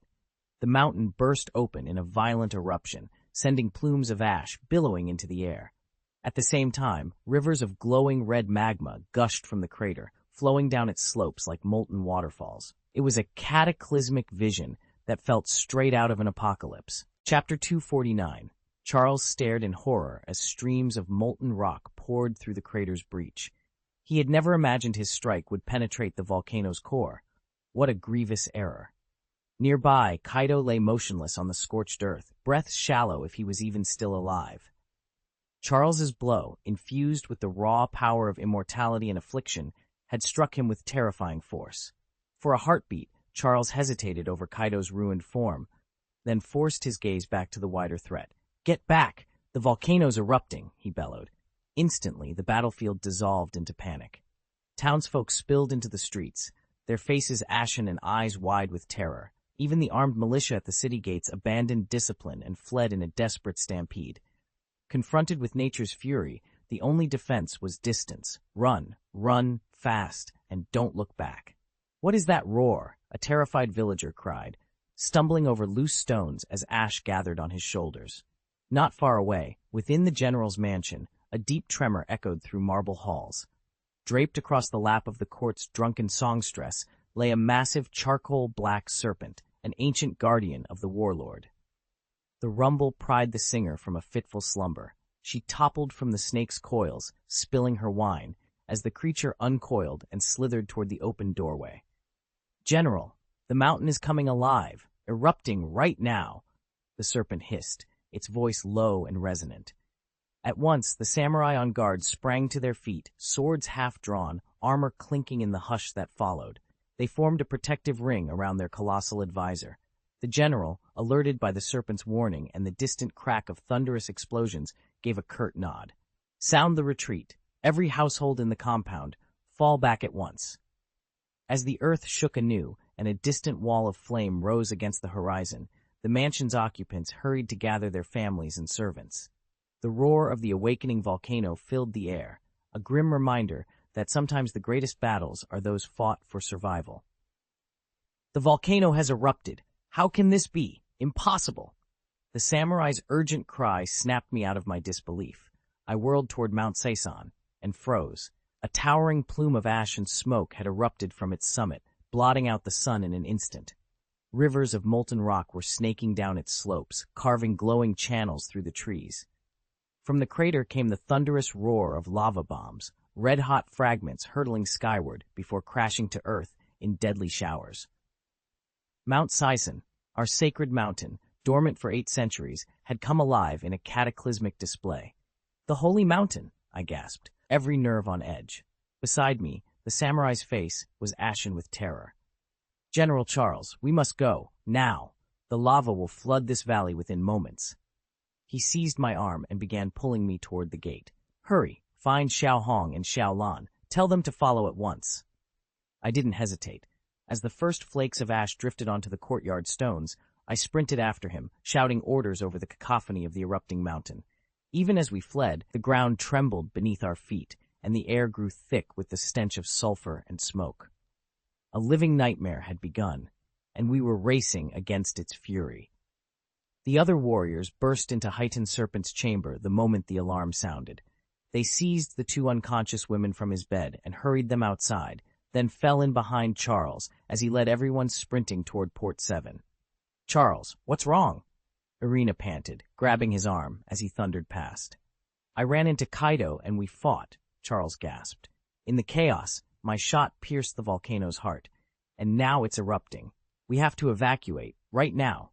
At his words, the soldiers snapped to attention. Charles barked orders. "To the boats, cut the ropes and shove off." They raced down the gangplanks, untying lines and pushing their longboats into the water as the earth beneath their feet began to tremble. Just then, Jin reappeared, a heavy mace clenched between his teeth.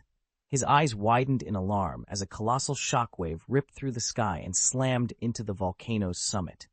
A deafening roar followed, and molten rock exploded upward in a fountain of ash and flame. Jin's pupils narrowed. He had retreated earlier when Kaido's weapon was shattered, unwilling to face Charles unarmed. Now he turned on his heel and sprinted back toward the ruins, determined to reclaim Kaido's armament before rejoining the evacuation. Above the pounding sea, glowing embers drifted down like ominous snow. Charles kept the flotilla on course, every sinew braced against the tremors, as Port 7 receded into the haze of smoke and fire. I never expected this to happen so quickly after we'd just left. I sprinted back to the battlefield, that place where we'd fought before, but Charles and the others were already gone. Only Quinn remained, frozen in place. "Quinn, get my brother out of here!" Jin Landing roared. Startled, Quinn snapped to attention. "Yes, sir!" Instantly, he transformed into a massive brachiosaurus. Towering above the ruined buildings, he strode through the rubble, carefully lifted Kaido's battered form onto his broad back, and charged toward the rabbit basin. Kaido's body was slick with blood as Quinn ran. "Move!" Jin barked. "We can't stay here." Behind them, molten lava crept relentlessly through the town, swallowing walls and streets in molten fury. Thick ash darkened the sky, choking any chance of flight. Jin felt his scalp prickle from the heat and falling cinders, but there was no time to waste. Rallying his men, he followed Quinn's thunderous footsteps.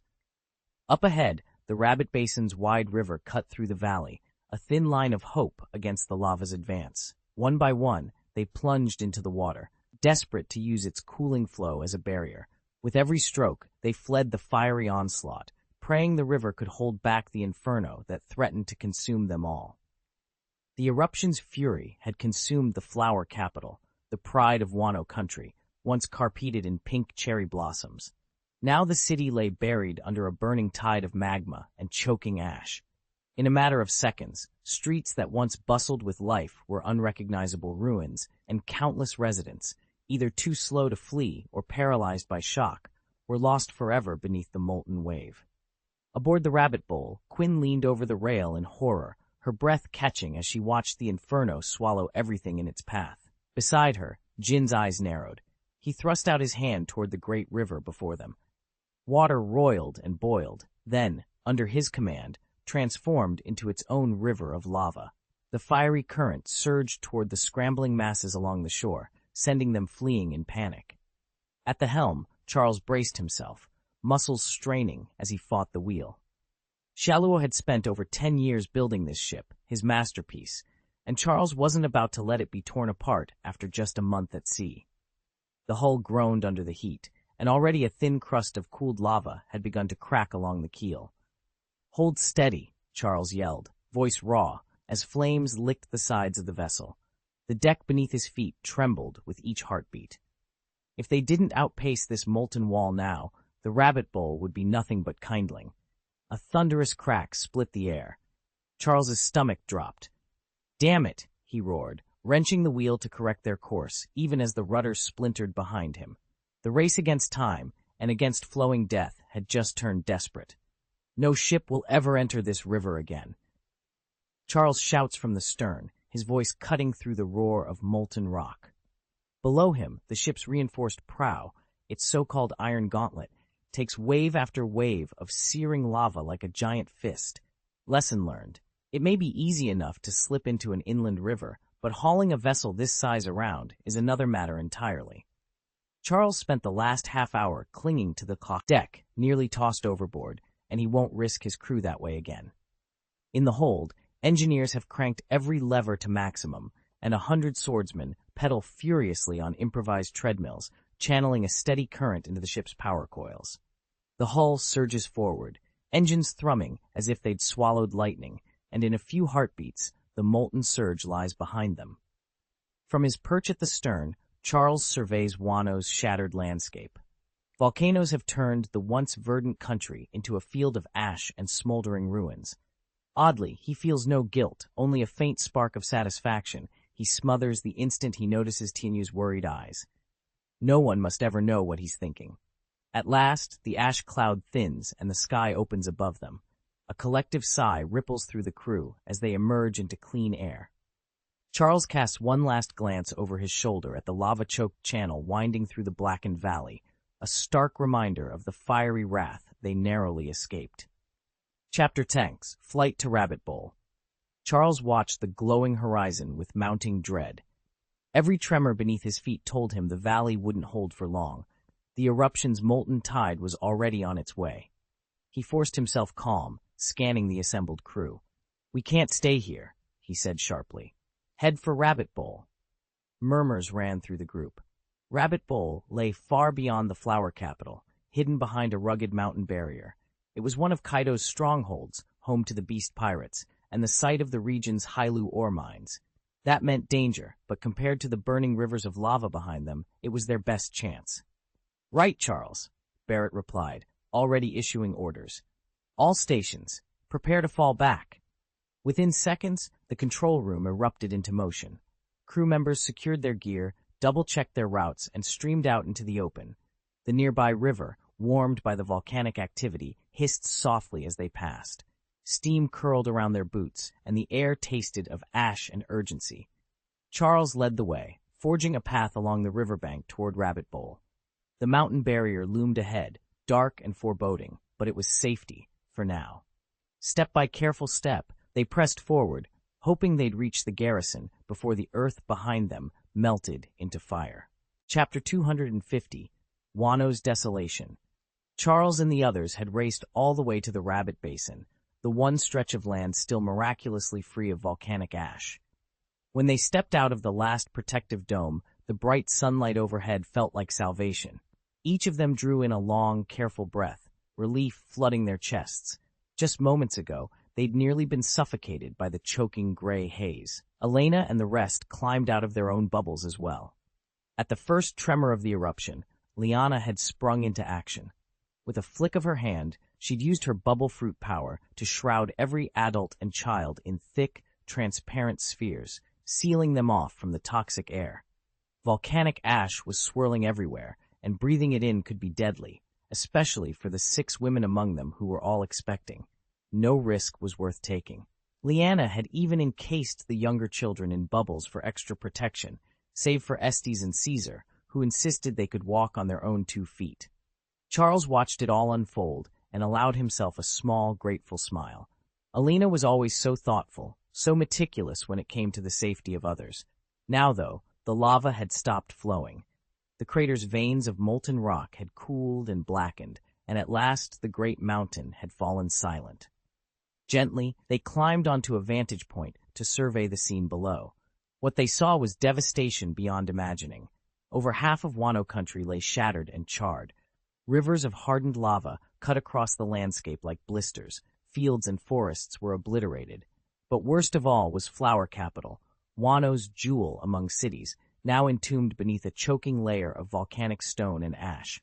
No one spoke as they stared down at the ruined land. The silence was heavier than the volcanic winter that threatened to descend. Charles gently placed a hand on Elena's shoulder. Together, they would face the grim task ahead, to rescue any survivors and begin the long, arduous work of rebuilding what the volcano had destroyed. Even Nozomi, so close to the volcano, lay blanketed in ash. Nearly half of Julie's territory was razed, and the Bell Queen region lay half submerged under choking volcanic debris. Only Baiwu and Rabbit Bowl escaped serious damage, shielded by the great river that ran between them. Across all of Wano country, every once thriving village and castle town now lay buried beneath a relentless tide of gray. From his vantage point, Charles estimated that nearly 50% of Wano's population had perished in this single catastrophe. The scale of the loss gripped him in cold dread. Survivors, farmers who'd barely cleared their fields, desperate refugees, and every daimyo in the land, stood motionless, eyes glazed with shock. My Wano! The anguished cry tore through the stillness. Heitan Orochi sank to his knees in the ash, shoulders shaking as he wept. He had only ruled Wano country for a month, and now it was gone. Who is it? Orochi stammered, glancing around through tears, his voice breaking on each word. A massive form slithered forward, the black charcoal serpent. With a thunderous hiss, it settled onto the ash-covered ground and roared, eyes blazing with fury. Beside it, Baiwu's daimyo, Shuowan, stood frozen ashen-faced, unable to believe the devastation before him. A smaller, coal-scaled snake warrior crept behind the serpent. Orochi scarcely looked its way. In his heart, he saw every newcomer now as a usurper to his ruined domain. Even Kozuki Sukiyaki himself had stood before the people of Wano and proclaimed that the daimyo's title would pass to Heitan Orochi. Yet Orochi had never truly accepted it. Seeing his own scarred, charcoal-black body now crumpled and broken, he felt a strange, fleeting relief, quickly replaced by a stab of anguish. Though Orochi's forces had retreated far from the erupting volcano, they hadn't escaped its reach. Beaches around the Flower Capital lay battered by pyroclastic surges, and choking ash drifted across the land. In Orochi's eyes, Wano country, as it had existed for the past century and a half, was gone forever. Nearly 2/3 of its people had lived in the Flower Capital. To lose even half of them would have been a calamity. Now, only a fraction remained alive, and even those survivors were scattered, homeless, and desperate. Despair gnawed at Orochi's heart. Across the harbor, Quinn and Jin had loaded the wounded Kaido onto a beast pirate's ship. One by one, the rest of their crew hurried aboard as well. In the distance, dozens of vessels, black-hulled and bearing the beast pirate's emblem, pulled away through the Rabbit Bowl Strait. Orochi stood on the ruined quay, his cloak whipping in the ash-filled wind. Finally, with a shuddering breath, he turned and climbed the gangplank of his own ship. As the harbor slipped behind him, he felt the last fragile threads of Wano country unravel, and knew there would be no turning back. They still haven't forgotten that Charles of Wano is down here. Now that Kaido has collapsed, no one among them stands a chance against him. Even if Kaido were on his feet, he might not last long. That single, sky-cleaving strike cast a long, dark shadow over everyone present. Tunneling through thousands of meters of volcanic rock, could mere mortal strength even manage that?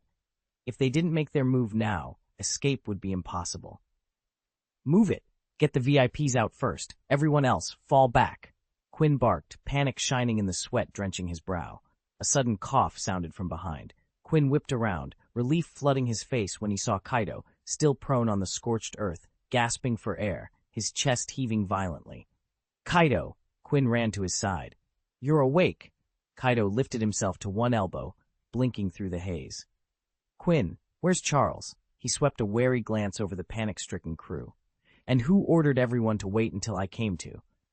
Before anyone could answer, a low, ominous chuckle rolled through the cavern, and the temperature plummeted as every pair of eyes turned toward the doorway. Quinn spun around as a massive warship rounded the bend. At its prow stood Charles, mischief dancing in his eyes as he stared straight at Kaido. Alarmed, Jin and Quinn flanked Kaido and stepped forward to shield him, hearts racing but feet planted firm. Stay back! Quinn warned. Kaido's eyes blazed. With a single, effortless heave, he shoved both of them aside. Charles! He thundered. Why do you insist on picking a fight? Charles simply grinned. Because I feel like it. Snarling in response, Kaido snatched up his heavy iron mace and charged. You're insane! Charles shook his head, then summoned the legendary 7-star sword into his hand, as if it were dust. With a casual flick of his wrist, a ripple of sword ki shot toward Kaido. Clang! Kaido swung his mace in a sweeping arc, planting his feet to brace against the blade's strike. Still, the shockwave slammed him backward several paces, his massive chest heaving. Charles tilted his head in admiration. Kaido's endurance was astonishing. First, he'd swallowed a direct sword slash with sheer force, and then weathered the full impact of that chi wave without flinching. For a moment, the two simply regarded one another amid the tumult of creaking wood and whipping wind.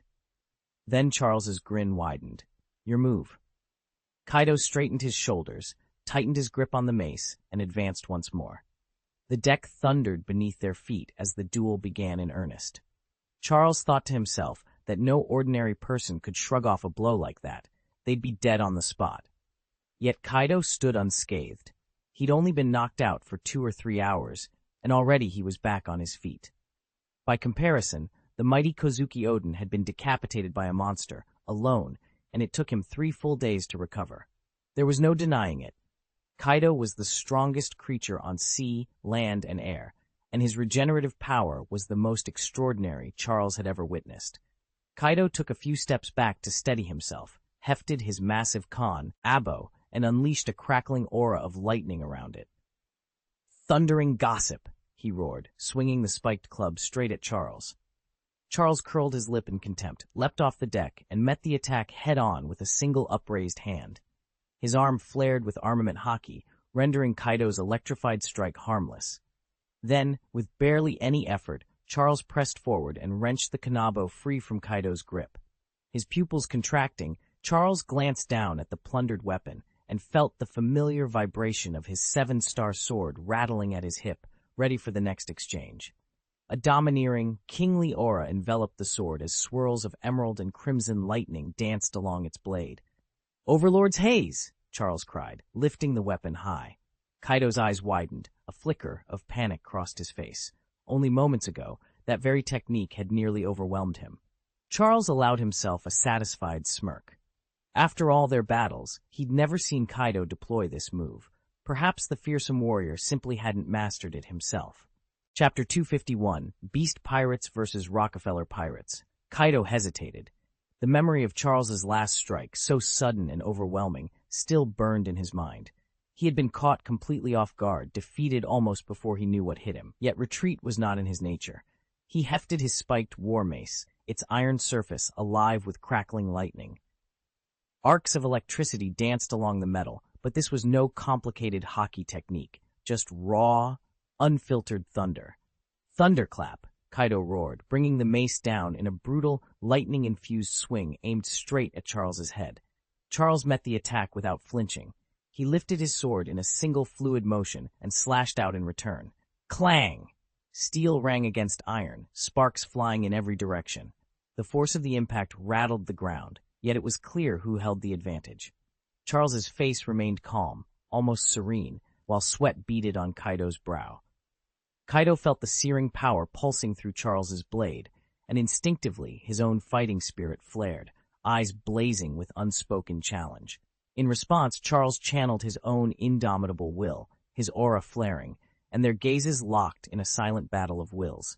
Neither man gave an inch, each determined to prove who was the stronger pirate in this clash of titans. The two combatants' oppressive auras collided in a silent shockwave that made everyone around them cringe in pain, none more so than Charles. The raw force emanating from their duel was so intense that Arena's 6 daughters and the assembled maids bent over in agony. A few of the weakest had already collapsed on the deck. Fortunately, Barrett's timely gunshot sent out a counter shockwave that partially neutralized the lingering aftershocks of their clash. Charles had deliberately directed his devastating presence away from the innocents behind him. He would never risk causing a miscarriage or worse among Arena's women. That thought alone would drive him mad. Kaido, however, saw through the maneuver in an instant. He realized Charles was steering his overwhelming aura toward Kaido's ship. At that precise moment, Kaido fired his own shot, its sharp crack serving as a prearranged signal. From their vantage point on the sidelines, Jin and Quinn watched the shift in Kaido's assault and understood the full scope of the plan at once. "Don't kill them, lads. Get aboard the Poseidon and tie them up. Alive!" Quinn's voice rang out, urgent and panicked. He knew the beast pirates would far prefer spilling blood to taking hostages, yet he needed Charles's men alive. Only then could he wield them as bargaining chips. If they died, Charles would unleash a fury Kaido himself might struggle to contain. "Move," Quinn roared. "Bring them here, alive." At once, some 300 to 400 beast pirates howled their approval and charged. Among them, several Zone Devil Fruit users lunged forward with bestial snarls. "Kill them! Protect Estes!" Charles bellowed, planting himself firmly on the deck of the Poseidon. He swept his sword, sanctuary sanction, into the air until its blade caught the light. "Swordsman, to me!" The loyal cadre of bladesmen sprang from the deck, raining precise steel strokes down upon the onrushing pirates. With swift, disciplined skill, they carved a path through the snarling mob. Barrett leapt in behind them, muscles coiled for battle. His first blow, however, was intercepted by a towering figure, a ruthless man wearing a dark mask, wings folded behind his back. He stood unmoving, an unspoken challenge in his posture, and met Barrett's charge with effortless defiance. "Flame Calamity Ember!" The cry echoed across the battlefield, and Barrett's eyes snapped open. That emblem, he knew it well. The sigil of the 100 Beasts pirates, Flame Calamity Jin. Jin stepped forward, the steel of his dagger catching the dying light. "Behold," he intoned, voice icy, "the nation's bane, Devil's Scion, Douglas Barrett, deputy captain of the Rockefeller Pirates." Barrett let out a humorless laugh, twisting his mouth eye into a sneer as he balled his fists. "You've got some nerve," he retorted. "Let's see if you can back that up."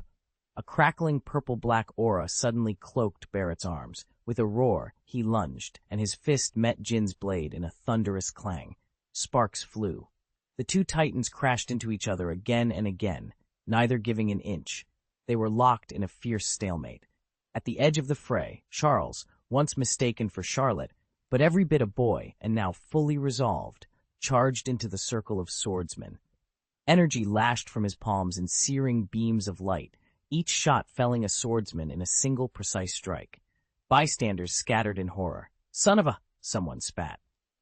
The 5 elite members of the swordsman squad advanced at once, unleashing torrents of sword energy that sliced the air like whirling cyclones. "Sword hero," they chanted in unison, their blades converging on Charles. Anticipating their assault, Charles leapt high into the air. Laser blasts trailed behind him, carving bright scars through the gathering dusk as he narrowly evaded the deadly, spiraling arcs of steel. And so the battlefield held its breath, awaiting the next move in this furious clash of pirates and swordsmen. Charles's heart pounded as he realized the dire situation. 5 master swordsmen surrounded him, their blades glinting in the moonlight. "Why are there so many sword masters?" he muttered, sweat beading on his forehead. He couldn't hesitate. With a roar, Charles activated his devil fruit power and transformed into a towering, technologically enhanced Brachiosaurus. Steel plating snapped into place along his long neck and back, and twin cannon turrets emerged on his shoulders. He unleashed a concentrated barrage of explosive shells. For the moment, he held his own against the 5 bladesmen, but he knew he couldn't keep this up forever. Nearby, Estes and Caesar met their own foes. 2 pirate crew members who'd eaten animal-type devil fruits lunged forward in bestial forms. Estes met them with lightning-swift strikes, his twin sabers whistling through the air. In moments, the first creature collapsed in a cascade of sparks. The second beast let out a strangled, "Ah, bah!" before another deadly flourish from Estes ended the fight. No less fearsome was Caesar. Laughing wildly, the mad scientist's own devil fruit transformed him into a 10-meter-long pink dragon. Coiling his massive body above the deck, he inhaled deeply until his throat glowed. Then, with a thunderous roar, he exhaled a cascading inferno of alchemical fire. Every pirate who dared approach was immolated or driven screaming into the sea. At the ship's prow, Esdeth stood bathed in an ethereal glow. The sanction of her holy order pulsed through her veins, crystallizing into frost that coated her armor. Raising her arms, she summoned a swirling gale of ice shards and frigid mist. Any assailant who drew near was instantly encased in a coffin of solid ice. Blades clashed, gunpowder thundered, and frost mosaics bloomed across the deck. Yet Charles and his allies never wavered. Though outnumbered, they had the upper hand in skill, power, and ferocity. Breathing heavily, Charles let out a triumphant roar. The tide of battle was turning, and no pirate who challenged these 4 would survive to tell the tale. Esdeth's sword cut through the enemy longboat as though it were made of paper. In that moment, the younger Rockefellers sprang into action, eager to prove their mettle. On the deck above, the children, Robert, Sif, and the rest of the little ghosts, leaned over the rail, their voices ringing out in encouragement for their older brothers and sisters in the skirmish below. "Sister, watch your 6 o'clock!" Sif cried, pointing excitedly to where a pirate slipped through the fray. "Brother, over there!" "No, the other side!" Robert barked next to him. He waved his arms and tried to direct Commander Caesar as if leading a full regiment into battle. A cannon blast rocked the deck. The children shouted even louder, voices hoarse but undeterred. "Get out of here, and let your siblings fight," came Elena's sharp admonition. She and Martha's 6 daughters marched forward, each a picture of stern authority. In a flurry of movement, they scooped up the squirming boys and girls, pinching ears and tugging arms until the little ghosts were unceremoniously herded back toward the cabin. "Mom, let me go! I want to help Charles and Agnes," one of the younger ghosts wailed, digging in her heels. They stomped and pouted, but Elena and Martha's girls would not relent. At the foot of the stairwell, they slid the children through the hatch and slammed it shut. The muffled bangs of their protests drifted up as distant echoes. On the quarterdeck, Tianue watched the whole scene unfold. A pang of envy struck her. How brave, how free the children were to rush headlong into battle. Then her gaze settled on Charles, locked in combat on the forecastle, sword flashing under the crimson sunset. Her cheeks warmed without warning. A soft smile curved her lips as she stared, caught off guard by the unexpected bloom of affection in her chest. Charles kept glancing over his shoulder, relief washing through him as he watched his men and the beast's pirates locked in a brutal stalemate. Despite the enemy's fearsome reputation, his subordinates were still holding the upper hand. Above him, Kaido loomed like a living mountain. The pirate lord narrowed his eyes and let out a thunderous roar. "You bastard! You dare look away from me in the middle of our fight? Don't think I'm that easy to underestimate." Chapter 252, Kaido vs. Charles. "You really think you're strong, don't you?" Charles looked up coolly, but Kaido's eyes blazed with fury. "Arrogance like yours has its limits, Charles," he bellowed. Kaido hefted his massive spiked club, and the oppressive aura coalescing around him crackled with raw power. Blue lightning danced across the club's surface. Then, in an instant, it flared scarlet and coal black. Charles blinked in surprise. Kaido's lip curled into a cruel smile. "Watch closely, boy. This is what you taught me." With a roar, Kaido lunged into the sky. The lightning around his club split into jagged bolts that split the air. 3,000 lightning, Yin Naluo, he thundered. He brought the club down in an unstoppable arc. Boom! The shockwave ripped apart the low-hanging clouds and blasted away the volcanic ash. The ground trembled, and every warrior in the vicinity froze mid-strike, eyes drawn to the epicenter of the blast. "Charles!" came the unified cry. Even in the haze of power and dust, Charles stood his ground, ready for Kaido's next move. In the heart of the battlefield, Kaido gripped his massive mace with both hands and drove it down with all his strength. The earth split open beneath the blow, revealing a yawning chasm. "Big brother!" Jin and Quinn cried, their eyes blazing with hope and admiration. To them, Kaido was an unshakable bastion of power. At the edge of the newly formed pit, Charles lay sprawled against the muddy wall, dazed from Kaido's strike. All around, the fighters froze, holding their breath as they watched the crevice widen. Only Kaido remained poised, his face tense. His instincts screamed that something far more dangerous than a simple trench lurked below. Then, as if the ground itself were answering that warning, came a thunderous roar. Bang! A column of emerald energy shot upward from the chasm, piercing the sky with blinding light. An overwhelming aura, the color of absolute domination, poured out of the narrow opening, bathing the battlefield in its ruthless glow. Kaido staggered back, horror etched across his features. "Impossible! Such power! It's real!" he gasped. Staring at the towering beam, he realized with a chill that the true Overlord's might had been hidden beneath their feet all along. "Locke's never done it!" Kaido's hand tightened around his massive mace, terror flickering in his eyes. "Kaido!" A voice like the roar of a bottomless pit thundered from the depths.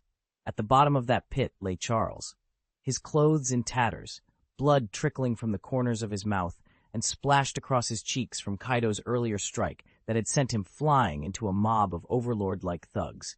Yet even battered and bruised, he spoke with the quiet menace of a demon, and every warrior nearby shivered at the sound.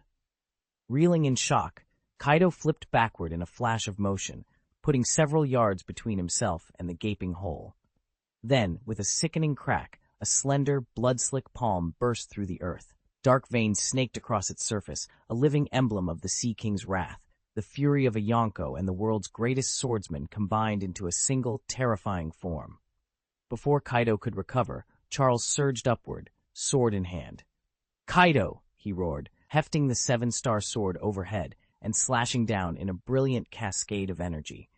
Dozens of radiant arcs tore through the air, each strike a blade of pure, unrestrained power aimed straight at the Emperor himself.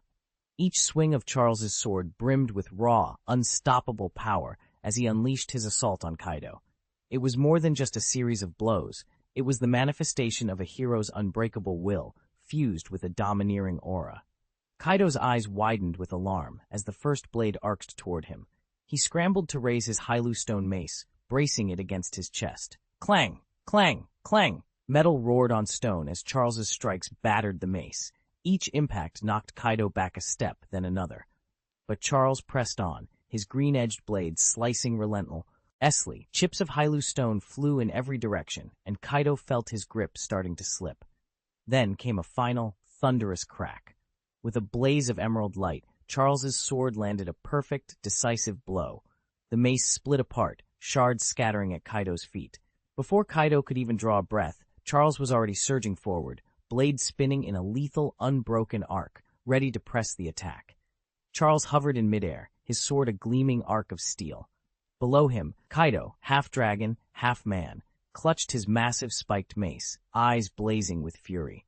But even that brutal weapon couldn't match the swordsman's speed. With a single thunderous swing, Charles descended, his blade cutting through the dragon's armored scales like paper. Onlookers staggered back in shock. Jin's heart pounded so wildly he could barely catch his breath. So this is Father's true power, he realized. All those tales couldn't have prepared him for the reality. Beside Jin, Estes stared upward, her eyes shining with admiration. "Dad, he's incredible," she whispered. "No wonder nobody can ever beat him." Caesar rolled his eyes, puffing out his cheeks.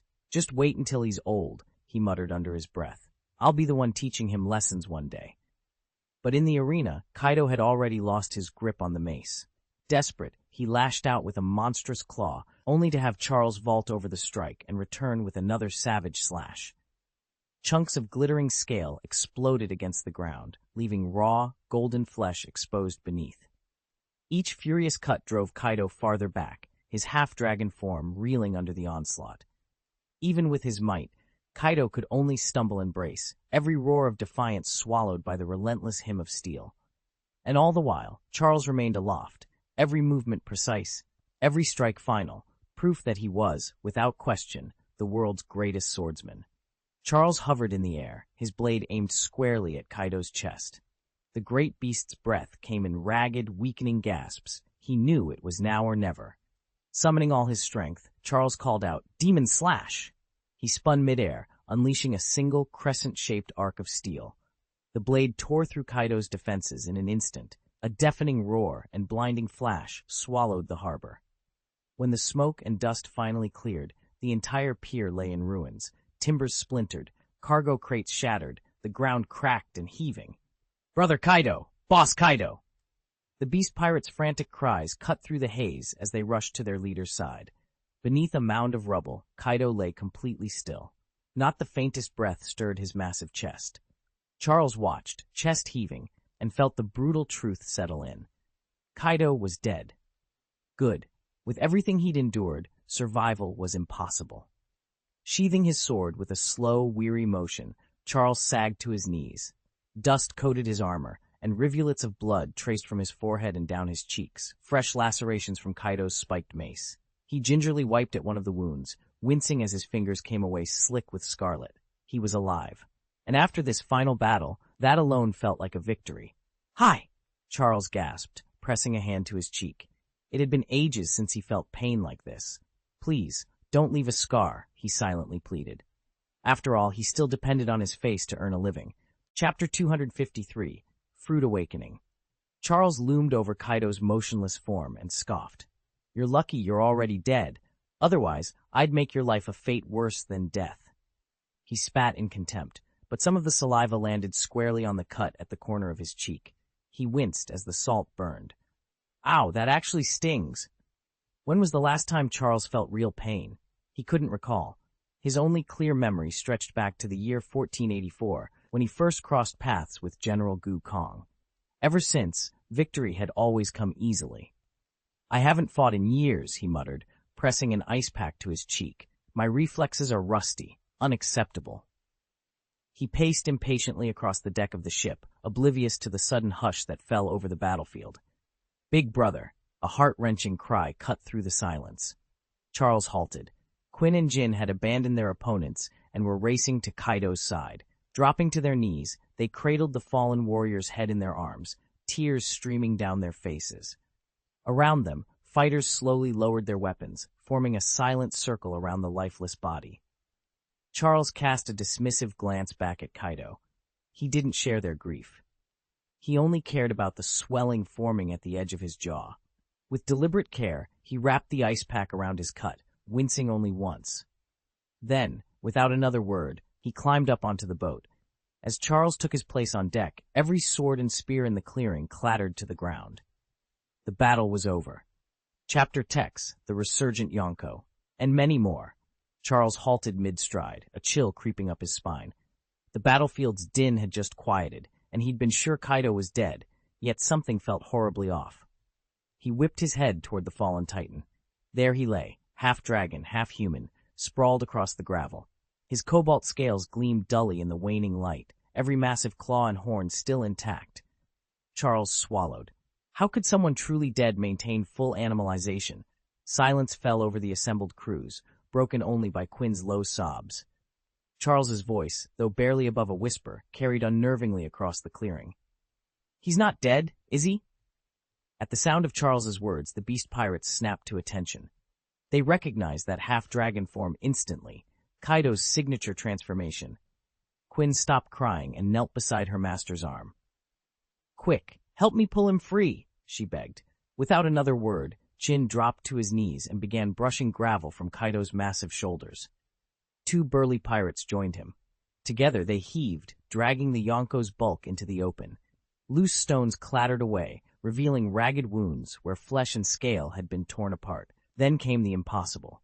Before their eyes, the gashes began to close. Scaled edges slid together, fresh tissue knitting rapidly as if time itself had reversed the damage. The scars faded almost in the blink of an eye, leaving Kaido's mighty chest unmarked once more. A collective gasp rippled through everyone present. Charles felt his heart pound against his ribs. He had expected a corpse, but what he saw was something far more terrifying. A dragon reborn, its power undiminished. In that stunned hush, one truth rang clear. Kaido's reign was far from over, and if this was only the beginning of his recovery, no force in the world could stand against him. Charles watched in stunned disbelief as the scars he'd just carved into Kaido's flesh began knitting themselves closed. Muscle and scale were forming so swiftly it was as if time itself were rewinding. He tensed, ready to strike again, but before he could move, the wounded giant lifted off the ground. With each passing second, Kaido's hulking form swelled, growing larger and more massive, until it hovered like a living mountain. Charles's heart pounded as he tilted his head back, staring up at the dragon that now stretched for miles across the sky. Its scales glowed in shifting bands of icy blue and searing red, crackling with the fury of wind, fire, and lightning, shrouded in roiling clouds. A faint, oppressive pressure radiated from the beast, sending tremors through every youth gathered below. Then, in a sudden hush, the swirling lights dimmed, and the colossal dragon's eyes snapped open. Charles staggered backward, recognition and awe colliding in his chest. A devil fruit awakening, he breathed. He had never dared imagine such a power could manifest before him. Charles had only just begun experimenting with his new technique, sexual Sakura, when he realized he could infuse it with Conqueror's Haki. In less than an hour, he mastered the Haki-empowered blossom, ready to unleash its true power. When he finally went all out, he struck until his target gasped for air. And then, announcing itself with a sudden surge, came another devil fruit awakening. What the hell? You think you're Luffy? Charles mouthed in disbelief as he sized up his opponent. He hefted his greatsword overhead and let out a roar that shook the battlefield. The blade blazed with pure, brilliant energy as he swung in a single, sweeping arc. The slash, nearly a kilometer long, ripped through the sky and cleaved the gigantic dragon drifting above them in two. Sparks of Haki flared where steel met scale, but the shockwave was raw power incarnate. Everyone froze. No one here knew who Luffy was, yet they all felt Charles's fury as if it were their own. Clouds churned, and the air crackled in the aftermath of the strike. Kaido, undisturbed in his ocean-blue dragon form, opened his eyes.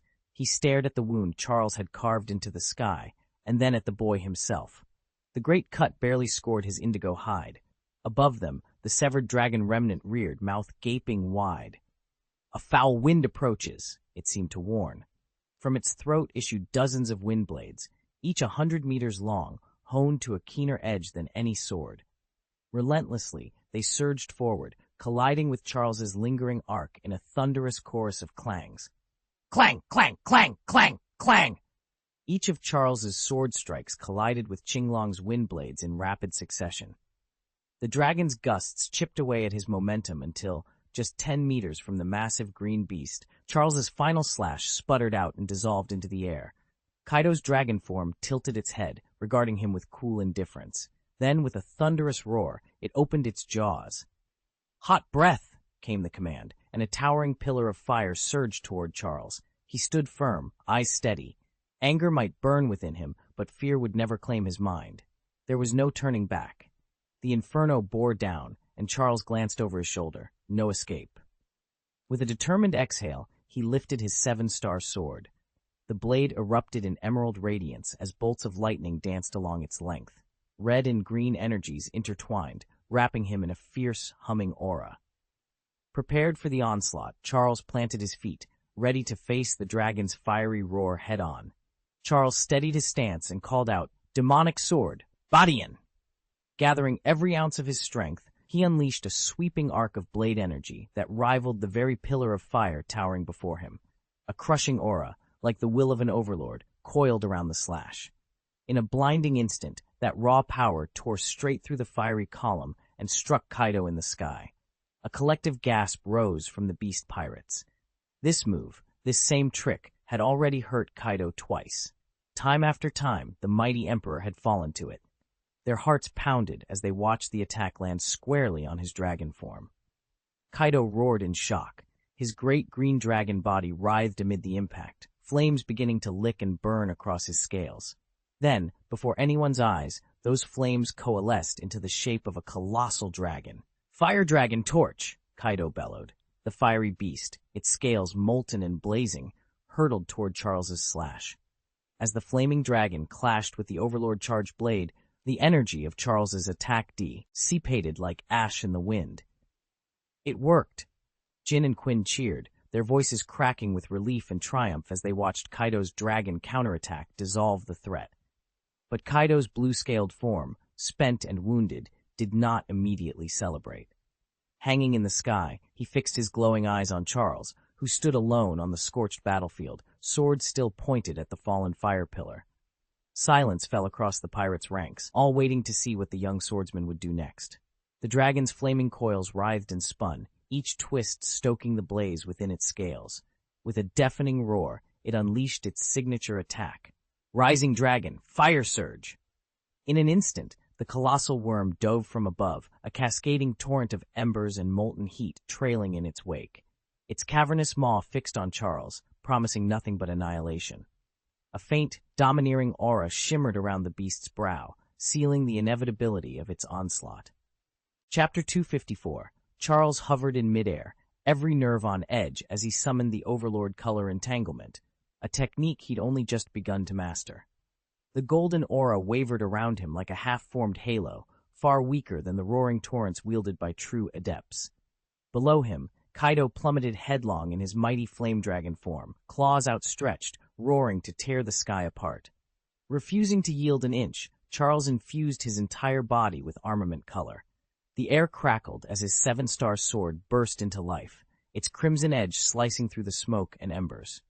At the same time, Knowledge Color's silver radiance wrapped around him, and the faint golden glow of Overlord Color flickered on his skin.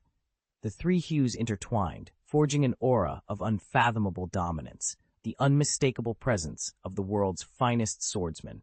Charles's eyes narrowed to razor-sharp slits. Every ounce of doubt banished. He lifted the seven-star sword high above his head, muscles coiling like drawn cords. "Demon Sword, Heaven Breaker," he thundered. In that instant, man and blade became one. A titanic slash of pure, crackling energy tore through the heavens as Charles stood unwavering, fused to the breath of his sword, ready to cleave the roaring dragon in two. Charles lifted the seven-star sword and drove it straight upward. No tricks, no flourishes, just a firm, flat thrust. To the onlookers, the blade looked unremarkable, far less fearsome than the demon sword body on Charles had wielded moments before. But Kaido, surging forward in attack, felt its true terror at once. It was as though his entire body were being pricked by countless needles, sharp, relentless pain that seared through his every nerve. A deadly chill gripped his heart. In his mind's eye, Kaido saw a single, searing image, a colossal dragon plummeting from the sky, impaled by a lone swordsman's long blade, his limbs locked in place. He knew that if he met that sword point head-on, it would mean his end. He tried to pull back, to escape, but the two were too close. There was nowhere to go. Then, in the space of a single heartbeat, the world thundered with impact. Kaido's dragon head struck the shining tip of the seven-star sword and stalled. For an instant, the forces clashed in deadlock. But the next moment, Charles's blade pierced through the overlord-hued scales crowning Kaido's skull as though they were nothing more than paper. The explosion of power shattered the air, and Kaido's roar of fury and shock split the heavens. Yet it was already too late. The seven-star sword had found its mark.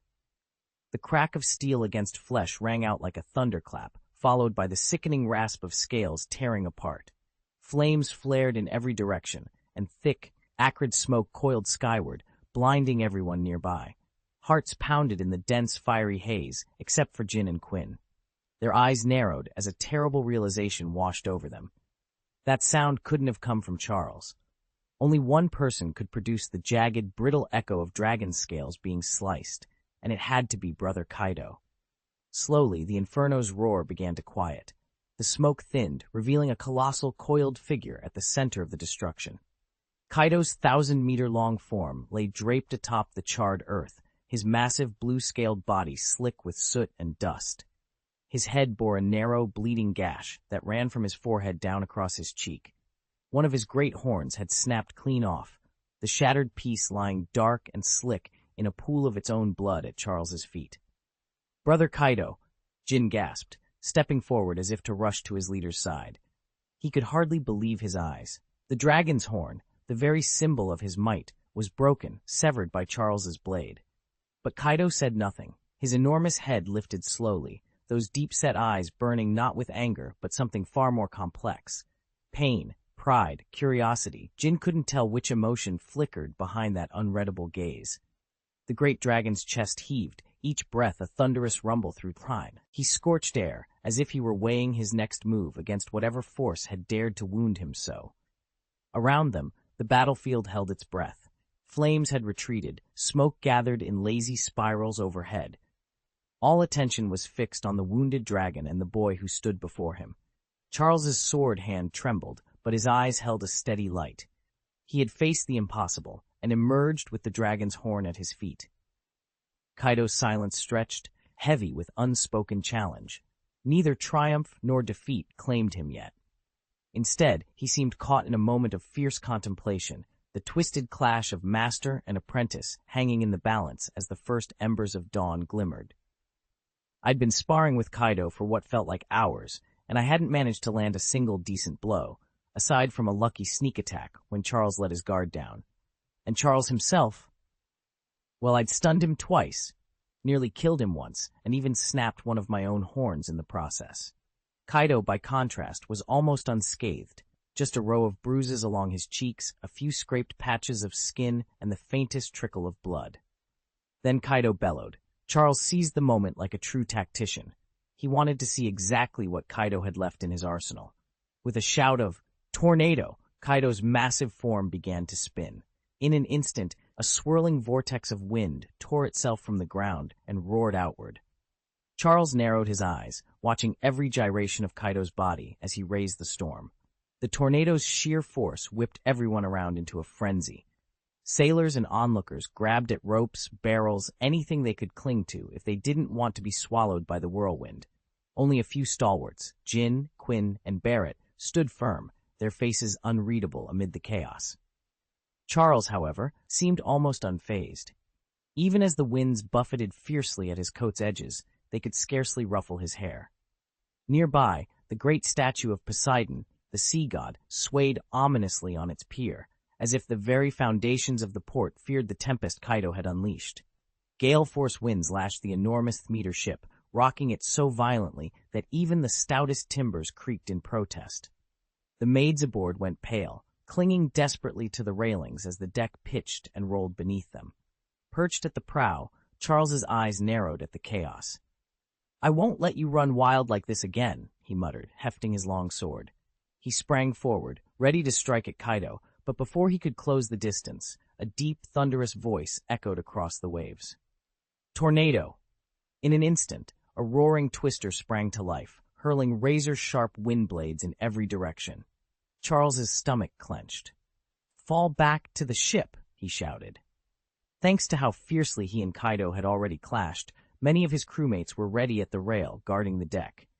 In a heartbeat, Charles blurred into motion, intercepting the whirlwind's deadly shards before they could shred the hull. He planted his feet, slashing his blade through the air in wide arcs, the steel's edge dispersing gale fragments like raindrops. Beside him, Xiaoluo lunged forward, sword raised to meet a wind blade aimed low. Sparks of compressed air crackled as her steel rang against the storm's fury, sending the gust fragment careening harmlessly into the sea. Charles twisted, dodging a swirling blade that shrieked past his shoulder, then pivoted to counterattack the heart of the twister itself. Each precise strike cut through the howling gale, carving a safe corridor back toward the ship. Inch by inch, he drove Kaido's tornado back, and with every slash, the storm's roar grew fainter. Soon, nothing remained but the distant crash of waves, and the deck beneath them lay intact, thanks to Charles's swift guard and Xiaoluo's unwavering defense. Barrett roared and activated his devil fruit power. In an instant, he swelled into a living clay giant more than 10 meters tall, and then dissolved into its core. The storm of razor-sharp wind blade slammed against the golem's hardened surface with 1,000 metallic clangs, each one harmlessly deflected. Charles whirled to follow the commotion, and caught sight of Kaido breaking free from the twisting tornado. Clutched under one arm was Jin, and under the other, Quinn, both utterly limp in their captor's grasp. With a thunderous cry, Kaido vaulted skyward. "Charles, I swear I'll be back for you." His voice boomed across the battlefield, echoing against the cliffs and rolling off the distant waves. From the docks below, the members of the 100 Beasts pirates raised their voices in unison. "Boss Kaido, don't leave us behind." They sprinted toward the waiting ships, ropes and sails flapping in the wind. Charles tightened his grip on the 7-star sword. His gaze tracked Kaido as the great emperor rocketed upward, the sky itself parting before him. "You think you can run from me?" Charles growled. In a blur of movement, he tapped into his own Haki, his body vanishing from sight. Moments later, Charles reappeared, landing with perfect balance atop Kaido's massive brow. The wind howled around them, but Charles's calm, determined eyes never wavered. "Running away already?" he snarled, sword at the ready. "You're not going anywhere this time. Go to hell with me." Charles's overlord aura flared in a riot of dark energy, coalescing into a whirling halo above Kaido. The 7-star sword in his hand pulsed with an otherworldly green glow. "Demon slash!" With that cry, a blade of pure darkness ripped through the sky, hurtling straight for Kaido's head. Chapter 255, Occupying Wano Country. Kaido froze, his grip tightening on Jin and Quinn's hands. A blade's cold kiss at his throat made his pupils contract with dread. He felt death itself whispering against his skin, real this time. Nightmarish warnings surged through his mind, visions of his own beheading, his life snuffed out in an instant. Escape was impossible. "Is this truly the end?" his thoughts screamed. He lifted his gaze to the heavens just as a razor-sharp arc of steel descended in a blinding flash. Kaido's breath caught. A bitter laugh tore from him. "All my years of fighting, all my dreams, and now I die like this? A failure to the last." Memories flooded back. The boy who'd learned to brawl in back-alley scraps, the kingdom's celebrated hero, the betrayal by the crown and the king's sale of him to the world government. He'd endured unspeakable experiments until Locke's assault freed him and made him Ling Ling's right hand. After Rock's demise, he'd believed the world was his for the taking. Yet here he was, facing oblivion at the hands of Charles. Kaido's voice hissed in disbelief. "Is this my fate?" He glanced down at the two young men beside him, Jin and Quinn, whom he had gathered to forge the 100 Beasts pirates. Their eyes held the same desperation he felt. "Brothers," he rasped, clinging to the last thread of hope, "stand with me, even now. Let me, your big brother, see you off one last time." Kaido cradled Charles and Quinn in his massive hands. Both children sensed the gravity of the moment and lifted their heads to meet his weary gaze. "Brother," they cried out together. "Live on," Kaido urged, his voice strained but fierce. "Live for my sake and protect my daughter." With the last of his strength, Kaido flung them away. "Brother," Charles shouted as a gale-force wind ripped around him, carrying his small body high into the sky. Kaido laughed, a wild, triumphant roar that echoed across the battlefield. "Woo!" Blood spurted, and the colossal dragon head slammed into the ground. The kilometer-long body collapsed beside it, then rapidly shrank until only a man's form remained. Charles's eyes brimmed with tears. "Brother," he vanished into the clouds. Suddenly, a great pterosaur swept in, its wings beating violently. It snatched Quinn in its talons and thundered away toward Ghost Island, bearing Kaido's final command. And thus, with their protector gone and his dying wish entrusted to them, Charles and Quinn embarked on the journey to Ghost Island. Charles watched as the little horned girl in the cradle burst into tears. The servants fussed around her, cooing and rocking the cradle, but nothing they tried could soothe her. He turned away and saw Kaido's severed head lying on the ground. A cold weight settled in his chest. He'd known this day would come, ever since that strange anime he'd watched in his previous life. But now that Kaido was truly dead, the old emotions no longer held him captive. "Give the order. Send him down," Charles said quietly, his voice firm. "Bury him at the summit of Rabbit Bowl." He slid his sword back into its scabbard and strode toward the ship. At his command, the surrounding samurai stiffened and sprang into action, carrying Kaido's body away for its final rites. Once the last of the retainers had fallen back, Charles climbed aboard. On the bow stood the 6 maidens of Martha, their faces pale with worry. Though the bleeding on his cheek had stopped, dark streaks of dried blood still marked his skin, making him look more fearsome than caring. "Don't worry," he said, forcing a small smile. "I'm all right." They exchanged uncertain glances, and Charles turned his gaze outward. All around them, Wano lay in savage ruin.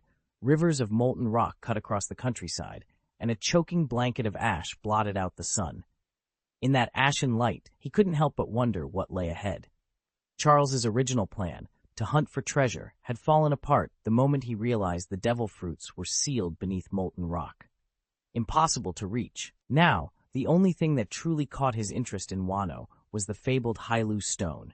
He stood on the rim of the ruined port, staring at the ash-covered landscape. "Barrett," he said, voice low and steady, "take out our flag. Plant it here. Let everyone know the Rockefeller pirates own this land." Barrett disappeared into the cabin and returned with a pristine banner bearing their emblem. Together, they marched across the barren quay and thrust the pole into the scorched earth. Charles stepped back, chest swelling with resolve as the wind caught the fabric of his flag. From that moment on, he swore to dedicate every ounce of his strength to uphold its promise. He understood now what it meant to pursue a crown. One must be ready to shoulder its weight. At Charles's side, Tianue watched in silence. She had come to Wano to witness his ambition firsthand, never imagining the desolation that lay before them. In her heart, she knew Charles wasn't to blame for the destruction, but her unease persisted. Her homeland lay in ruins, a stark reminder of the price paid by those who dared to seize power in this unforgiving land. Charles stood amid the smoking ruins, his eyes scanning the desolation the volcano's eruption had wrought. Once a proud island of Wano country, now it lay in blackened ruin, cracked earth, shattered buildings, and rivers of molten rock flowing from the crater. They had come here seeking glory, but their only great victory had been killing Kaido. In return, they'd lost nearly every man under their command, and all their captains gone. Behind Charles, the Rockefeller Pirates' sword unit limped forward. Almost every warrior bore wounds, scars, bandages, missing limbs. First they'd clashed with Wano's samurai, then they'd faced the remnants of the 100 Beasts pirates. Though few had died outright, countless more had been maimed. It was, by every measure, a devastating loss. And yet their true objective still lay out of reach. They'd failed to secure a devil fruit, and the secrets of Wano country, rumored to include the last fabled weapon, Pluto, remained hidden beneath the volcanic rubble. Now unstoppable tides of magma poured from the crater above them, cutting off any hope of further exploration. Charles let out a heavy breath and raised his voice above the hiss of lava. "Everyone, fall back here. Rest for a while." A chorus of weary acknowledgments answered him. One by one, the injured men and women of the Rockefeller pirates staggered ashore, gathering near a shattered wall for cover. Though battered and bloodied, they worked together to clear the battlefield, dragging fallen comrades and enemies alike into crude piles, ensuring no one was left behind. Charles watched them, his jaw clenched. Their bodies were broken, but their spirits remained unbowed. He patted the hilt of his sword, resolve hardening in his chest. This was far from over. If they could survive Wano's fiery wrath, they would find a way to unearth Pluto and seize their destiny. For now, though, they would rest, tend their wounds, and prepare for the trials yet to come. Charles watched as Kaido lay dead on the deck, but Jin and Quinn had already slipped away, along with a handful of Kaido's men who bolted while Charles was distracted. They were small-time troublemakers, no real threat. He shook off the thought. Ghost Island, that was where he needed to disappear next. How could he have nearly forgotten? He turned toward the waiting ship. Martha, Elena, and the others climbed aboard, worry etched on their faces. "Charles, are you all right?" Elena knelt to inspect the bruise on his cheek, producing a clean handkerchief to blot away dirt. A twinge of pain reminded Charles of the cut on his forehead. He forced a smile. "I'm fine. Trust me, I've had worse." He didn't want to alarm them, especially now with a child on the way. Elena sighed, rolling her eyes at his bravado, but continued to dab gently at the trickle of blood. Still, that's a nasty gash. Promise you'll take it easy? Charles leaned back against the railing and pressed a end to his stomach. I will, right after we eat. I'm starving. At his cue, the maids hurried below to prepare dinner. Soon, the savory aroma of spiced roast meat filled the air, and one of the servants returned carrying a steaming pot toward the table. As they set out plates and utensils, Charles glanced at the horizon, determination flickering in his eyes. Ghost Island awaited, and with it a fresh start for him and the child he carried. A long table had been set up on the deck, and Charles took his seat, eager to eat. He tore into the platters of barbecued meat with fierce appetite. As he chewed, faint wisps of white steam drifted from his pores, a sure sign that his body was working its magic. The gash from the mace blow on his forehead was knitting itself shut so quickly he could almost watch the skin seal. Charles never forgot his secret. No matter how badly wounded or how exhausted he felt, a hearty meal of meat would set him right again. Chapter 256, Pseudo-Life Return. Dad sure has a bottomless pit for a stomach. Caesar hovered in midair in his full dragon form, mouth watering as he eyed the skewers sizzling on the grill below. He'd spent so much energy spitting fireballs earlier that he was practically famished, and the rich aroma of roasting meat only made him more impatient. Suppressing a chuckle, Charles scooped up a heavy platter piled high with barbecued meats and tossed it straight into the air. In an instant, Caesar's eyes lit up. He stretched his long neck, opened his jaws wide, and gulped down the entire platter, skewers and all, without so much as a single chew. More barbecue, he roared, his tail swishing in delight. If you're that hungry, pull up a chair and dig in, Charles called, pointing to the empty seat beside his father at the table. At the sound of the wind, Caesar instantly shifted back into human form and settled himself opposite Charles.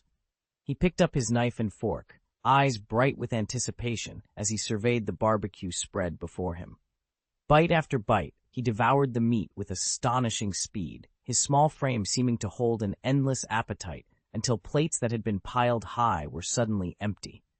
Charles watched him with a bemused smile, but then something peculiar caught his eye.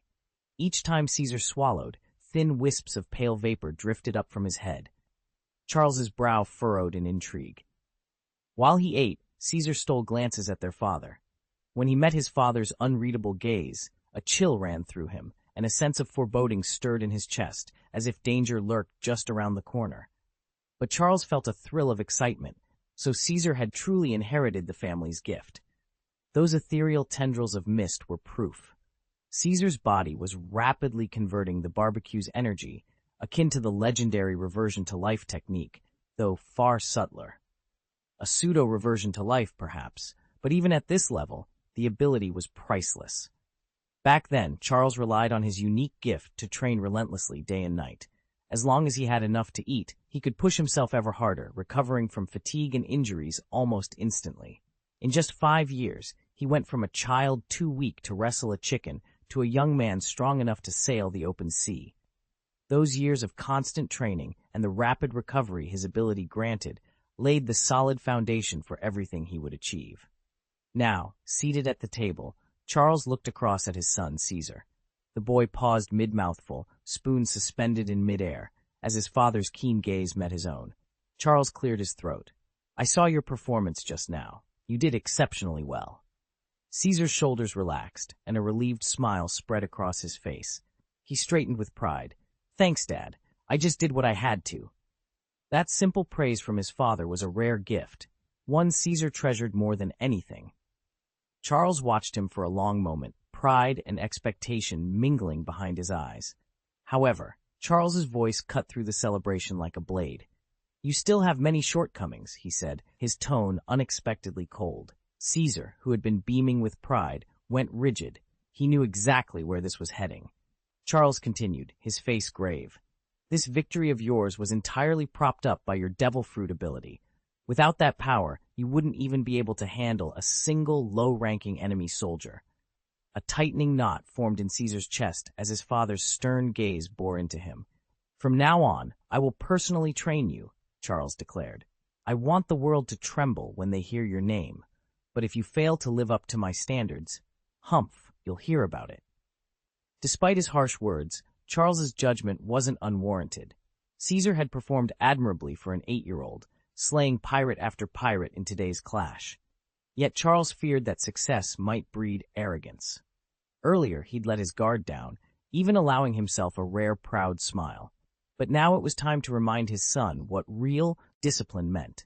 Caesar bowed his head, determination flaring in his eyes. "I won't disappoint you, father." Charles nodded once, sharply, then turned away. He refused to show the slightest doubt. In their world, weakness was fatal, and soon Caesar would be all the stronger for it. Caesar pushed his plate away with a huff. "That boy is hopelessly lazy. No matter how many chances I give him, he won't lift a finger." His appetite vanished as he thought back to Charles's grand promise of training day and night. If Charles ever really did push himself that hard, he might as well run away from home. But where would a runaway get the money for a comfortable bed, let alone rich, delicious meals? Glancing across the table at his son, Caesar folded his arms. "You mark my words. When you're grown, I'll make you go hungry for a week straight." Charles's lips formed a stubborn pout, but the stubbornness only made him look that much cuter. He jabbed at his barbecue with his fork and knife, each stab as if he were skewering his father personally. Charles dared a sideways glance, trying to read Caesar's expression, but said nothing. Deep down, he knew his father was only pushing him for his own good. With Charles's talents, and as the eldest son of the Rockefeller line, nobody expected him to be ordinary. Caesar would never allow his heir to waste his potential. That was a conviction shared by fathers everywhere. When Charles finally set down his utensils, he smoothed his napkin across his lips and let out a delicate burp, polite, despite everything. The scar on his cheek had completely healed, leaving his face as unmarked as ever. He sat back in his chair, ready for whatever challenge came next. Charles's heart skipped a beat as he spotted the strange fruit. Tiny streaks of dried blood clung to its fish-scale skin, proof it had been wounded before it was even picked. Then the maid burst in from the kitchen, carrying a platter. Atop it lay a single, brilliant blue fruit patterned like overlapping scales. "Young master, I've found a devil fruit," she announced breathlessly. Charles's pupils narrowed. Devil fruits were rare enough, but this one was unmistakable. Across the table, Caesar trembled, his eyes locked on the fruit. A deep hunger stirred in him, and he could barely remain seated. Charles shot Caesar a quick glance, noting the unusual tension in his friend's posture, then turned his full attention back to the fruit. He reached out and cradled it in his hands, inspecting every detail. The scales gleamed, and the unique color pattern confirmed it. This was Kaido's fabled azure dragon fruit, an animal mythical zone devil fruit, granting the power to transform into an azure dragon. Could he be this lucky? The others in the room eyed Charles's astonished expression and quickly caught on. Murmurs spread. "Kaido's blue dragon fruit?" Greed flitted across every face as the implications sank in. Whoever ate this fruit would command powers beyond imagination, and everyone here understood exactly what that would mean. All of them were master swordsmen who despised devil fruits, but even they had to recognize which fruit this was. After all, they'd witnessed Kaido's devil fruit firsthand, and it was so overpowering that it had even defeated their captain. Charles cleared his throat, murmured, "Here goes nothing," and tucked the fruit safely away. Around him, the swordsmen cast envious glances. None dared challenge him for it, lacking the skill to do so. From across the clearing, Caesar's voice cracked with urgency. "Wait, Dad!" His shout cut through the tension, forcing Charles to freeze in place. Chapter 257. With Kaido gone, Caesar must rise. Charles stiffened at the sound of his eldest son's urgent call. He glanced over and found Caesar's young face drawn with worry. Though his son seemed on the verge of panic, something in Caesar's eyes told Charles that he was determined to push down his fear. "Father," Caesar blurted out, voice trembling yet insistent, "may I have that devil fruit you're holding?" Charles froze, the fruit still cradled in his palm. After a long moment, he finally asked, "Why should I give it to you?" Caesar's shoulders sagged in relief. He swallowed hard, then met his father's gaze with pleading intensity. "This fruit, it calls to me. Ever since it appeared, I've heard a voice in my mind, urging me to eat it. I can't ignore it." He spoke honestly, as though confessing a physical craving. But Charles's brow furrowed. A voice in Caesar's head? Weren't they already dealing with one devil fruit in his system? And that fruit wasn't even natural. It was a man-made creation of Vegapunks, engineered from Kaido's genes as a sort of replica. What difference could there be between the two, and why should a second fruit haunt his son's thoughts so insistently? Charles studied his son's troubled expression, the questions swirling in his mind. If Caesar truly was being drawn to this new fruit, what did it mean for his future, and for the dangerous power now lying in his own hand? Charles frowned. If someone actually ate this genuine devil fruit, what changes would follow? He stared at the twisted green orb in his hand, weighing the risks. Beside him, Caesar's gaze was fixed entirely on the fruit, his eyes gleaming with desire, his Adam's apple bobbing as he swallowed hard. The crowd around them exchanged nervous glances. At last, Charles took a deep breath and extended the devil fruit to Caesar. "All right," he said, voice low. "I'm trusting you. If you really want it, say so." Caesar trembled with excitement. His fingers closed around the fruit, knuckles whitening. He raised it to his mouth. A dozen voices rose in protest. "Don't," someone cried. "You can only eat one devil fruit in your lifetime. If you try a second, you'll—" But it was already too late. With a rush of reckless hunger, Caesar bit into the fruit's rough skin. A collective gasp went up. "Mama, no!" Martha leapt forward, terror in her eyes. "Caesar, you can't eat that." Charles was at her side in an instant. He placed a reassuring hand on her shoulder. "Don't worry," he told her, even as his heart pounded. The moment of truth had arrived, and there was no turning back. "It'll be fine. Trust Caesar," Charles called out, trying to steady his voice as Caesar swallowed the strange, bitter concoction. The moment it hit his tongue, Caesar's face contorted in disgust. "Ugh, this tastes like shit," he groaned, but he forced it down. Seconds later, his body began to bloat alarmingly. Spectators stumbled back, fearing he might explode. Crimson veins bulged beneath his skin, and a deep, thunderous roar tore from his throat. "Ang!" In an instant, Caesar sprouted enormous pink wings and a sinuous tail. Scales the size of dinner plates cracked and cascaded to the ground. His form stretched until he stood, a magnificent dragon, nearly 10 meters long, hovering in midair. Pain swirled in his eyes. "It hurts so much," he rumbled, his voice echoing. Below him, onlookers watched, stunned and terrified. Blood smeared Caesar's flanks where fresh scales had torn away. His entire body arched upward as he howled in agony. "Caesar!" someone cried. Martha, clutching her swollen belly, sank against Charles's arm. Her tears glistened as she covered her mouth, trembling. Pregnant and vulnerable, she seemed terrified for her friend. Charles wrapped an arm around her shoulders, his voice gentle yet firm. "I know you're scared, but Caesar's going to be okay. Everyone, step back, give him room, and be careful around Martha." Around them, Caesar's younger siblings exchanged anxious glances. No one moved closer. The air was thick with worry as the great pink drag hovered above, his roar fading into pained whimpers. Charles tightened his grip on Martha's hand and looked up, determination shining in his eyes. "Hold on, Caesar. We'll get through this together." Charles's little daughter was so terrified that she cowered behind her mother, clutching at her skirts. Charles turned his gaze to his son, Caesar, and immediately he felt the agony radiating from him, as though 1,000 knives were slicing into every fiber of his body. Huge swaths of scales shattered and tumbled away, and blood pooled heavily on the ground beneath him. "Ah, father! It hurts so much!" Caesar howled, each word laced with excruciating pain. Charles's heart clenched. If only he'd stopped Caesar sooner. Was his gamble for that sliver of luck really worth this nightmare? Before him floated a 10-meter-long draconic form, growing ever larger, its once delicate pink scales now spattered with blood. A second roar reverberated through the clearing.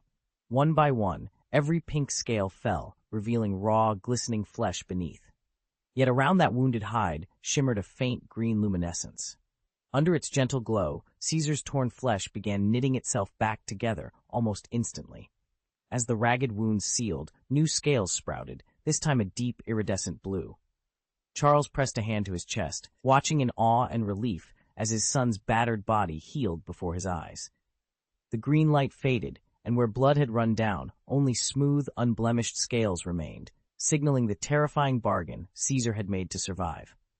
"Has it changed?" Charles murmured, eyes fixed on the unfolding transformation. Where Caesar's flesh had been torn and bloody, brilliant blue scales now sprouted, spreading swiftly across his body. The agony that had twisted Caesar's features mere moments ago faded, replaced by an almost maddening itch, as though 10,000 ants crawled beneath his skin. He tossed his massive head and let out a thunderous roar. A column of fire erupted from Caesar's maw, shooting skyward in a silent, blazing pillar. Charles and the others watched in stunned silence as the dragon's form swelled and lifted off the ground, floating with terrifying grace. Jagged dragon horns crowned Caesar's head, and 4 deadly claws glinted beneath him. In an instant, a colossal dragon, easily 50 meters long, hovered before them, every inch cloaked in gleaming blue armor. Caesar blinked with ancient, intelligent eyes, surveying his new form and the world around him. Then he unleashed a second, earth-shaking roar that echoed across the clearing, his power and dominance now unmistakable. Charles exhaled, relief washing over him. The transformation was complete, and Caesar was reborn. Charles beamed. Good boy. He could feel the surge of energy crackling off his son, power at least dozens of times greater than before. Caesar laughed in delight, twisting and somersaulting through the air as if gravity had forgotten him. One moment he spewed a razor-sharp wind blade from his mouth. The next, he summoned crackling thunder and streaks of lightning, then cloaked himself in a churning, fiery cloud. It was pure joy to watch. After a few minutes of effortless mastery, Caesar descended, hovering just above the ground. The spectators instinctively backed away, clearing a wide circle around him. "Dad, my devil fruit ability, it's awakened!" Caesar called out, his voice echoing before he even touched down. Charles's grin split his face. "That's amazing. Well done, son." In that instant, every twinge of self-doubt vanished. Caesar landed and shifted back into human form. And Charles discovered another surprise. His son had shot up in height from under 1.6 meters to a full 1.8 meters. Pride and a faint pang of envy warred in Charles's chest. At just 8 years old, Caesar still had plenty of growing left to do, and might soon tower over his father. Charles swallowed, forcing a chuckle. His own lack of height had always been a sore spot, but right now, nothing mattered more than the incredible power awakening in his boy. Chapter 258. Hailu Stone Caesar's awakening had exceeded everyone's expectations. Charles knew there was no one better to question about artificial devil fruits than Caesar Courant himself, so he set out to find him. He didn't expect to discover Caesar not in his lab, but down at the harbor. As dusk settled, Charles spotted a solitary figure standing at the water's edge. He leapt from his boat and hurried toward him. "Caesar Courant, what are you doing out here?" he called. Caesar Courant had been locked away in his laboratory for over a year, consumed by his experiments on man-made devil fruits. He rarely ventured outside, relying on Charles to supply every ingredient he needed, so it came as a shock that he'd left the lab today. Now Caesar stood transfixed before a scatter of dark rocks piled on the quay. Curious, Charles stepped forward for a closer look, and the moment he saw them, his blood ran cold. "Hailu stones!" he gasped. "This is the very ore used to forge rabbit bowls, the Hailu stone itself, and these must be the stones the 100 Beasts pirates just gathered." "Quick, hurry," Charles urged, heart pounding as he reached for Caesar's arm. The harbor's fading light cast long shadows over the rocks, but the danger they represented was blindingly clear. "Gather every scrap of these stones," Charles barked to Caesar Clown and the nearby crew. Although they looked perplexed, they immediately began scooping up the dark, slate-like chunks scattered around the clearing. Seastone was their real prize. Charles had spent so much time chasing devil fruits that he'd nearly forgotten about this invaluable resource. And yet, Seastone was a specialty of Wano country, at least the only known source he'd ever encountered. Maybe other regions produced it too, but if so, why did the world government's underwater prison, Impel Down, rely so heavily on Wano for its supply? Clearly the Navy knew about Seastone, but their output paled in comparison to Wano's. This precious ore was the main reason Charles had targeted this place. The profits from Seastone trade were staggering, so staggering in fact, that in his previous life he was convinced Kaido's empire had been built on nothing less. Seastone wasn't just a useful commodity, it was the backbone of a fortune. Charles couldn't afford to overlook it. Charles surveyed the smoldering plains of Wano with a grim expression. Holding this territory was no easy task. The local clans were numerous and fiercely proud. Only hours ago, he had triggered the volcano's eruption, burying most of the country beneath rivers of molten rock. Now the survivors would naturally seethe with hatred for him, for the loss of their homes, and for the friends and family they could not save. He understood that fear would be his only ally. Unless he decisively crushed any thought of rebellion, his rule here would be unstable at best. Yet he could not linger indefinitely in these hostile lands. Charles had settled on a plan. He would remain for 1 month, just long enough to break the local forces, then hand the territory over to his permanent garrison. His chosen commander was already in place, Wolf, captain of his 2nd Division, and known far and wide as the Elephant Man. Once Charles secured victory, Wolf and his troops would garrison Wano and maintain order in his stead. Turning to his lieutenants, Charles issued his orders in a calm, measured voice. "We disembark immediately. Gather every Seastone block you can find and bring them aboard the ship. We have only 30 days here, and those stones are vital to our next move." "Aye, sir," the officers shouted in unison. Without another word, a surge of crewmen fanned out across the devastated landscape, prying massive Seastone chunks from broken walls and buried storehouses. Under Charles's watchful eye, they loaded the black, shimmering stones onto waiting skiffs, readying themselves for the hard weeks ahead. They still had no idea what the strange device was for, or what the captain had in mind, but they knew one thing for certain. He would see the order through. A thick layer of volcanic ash hung in the sky, turning everything ash-gray and weighing heavily on their spirits. The air was stiflingly hot. Though the great waves of magma had stopped rolling across the chamber floor, fresh lava continued to seep from the blasted rock wall that Charles had shattered earlier, keeping the temperature unbearably high. By the eldest sister's side, Caesar and the younger children hovered gratefully under her protective presence. Estes stood nearby, surveying his little brothers and sisters with a rueful expression. Despite his exasperation, he emitted a cool aura that offered them welcome relief. Not far off, Elena's 6 daughters crowded around Esdeth, eagerly seeking the same makeshift air conditioning. Charles watched them all and couldn't help smiling. Such tender moments felt precious in an environment so harsh and unforgiving. He walked to the ship's bow and leaned against the rail, peering down at the crew bustling below, hauling supplies, tightening ropes, preparing for whatever came next. The gentle motion of the vessel, the low murmur of activity, and the soft sea breeze all combined to lull him toward sleep. Finding a comfortable spot against the carved stone statue of Poseidon at the prow, he closed his eyes. A sudden, startled shout shattered the calm and shot straight through Charles's drowsiness. "Ouch!" A small voice piped up, and Arles jumped at the sound. Turning quickly, I spotted a cluster of children gathered around the pile of high-loose stones we'd been collecting. In the midst of them, Didara lay sprawled on the deck, clutching a massive high-loose stone to his chest, panting so hard it sounded like he'd been running for days. "Didara, what's wrong with you?" Robert shouted, hurrying over when he saw his brother collapsed on the planks. I have no strength left," Didara gasped, panic lacing his trembling voice. Robert knelt beside him and reached out to lift him up, but the instant Robert's hands touched him, Didara sagged back down. Frustration flared in Robert's eyes. "Why do you keep lying down when I try to help you?"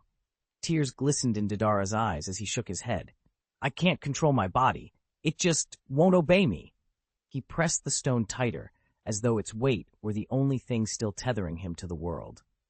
Robert snapped his toys aside and focused on Didara's ashen face. It was clear his son wasn't joking. Dad! Something's wrong with Didara!" Robert's shout rang out across the deck. Charles, who'd been sprawled on the ship's prow, jerked awake at the alarm. He saw his father bolting toward him, panic written in every step. Sailors paused mid-task. Barrett dropped his dumbbells. Estes hurried over with 6 little brothers and sisters in tow. Charles sprang to his feet and raced down the deck to Robert's side. "Dad, tell us what happened," Charles panted, coming to a stop beside him. Robert swallowed hard, pointing to the far end of the deck. "It's Didara. He can't stand up." Instantly, an uneasy hush fell over everyone. There, in the midst of a circle of small, crystalline Hylu stones, lay Deidara, his face streaked with tears. Charles knelt at his side. "Brother, are you all right?" he asked gently, brushing Deidara's hair back from his forehead. Deidara tried to push himself up, but collapsed back onto the boards, trembling. "Dad, I feel so weak. My legs. They won't hold me." Charles's gaze flicked to the glittering Hylu stones scattered at Deidara's feet. He knew at once what had happened. "Everyone, give us some space," he said quietly. With steady hands, he helped Deidara sit against his shoulder, shielding him from the brisk wind.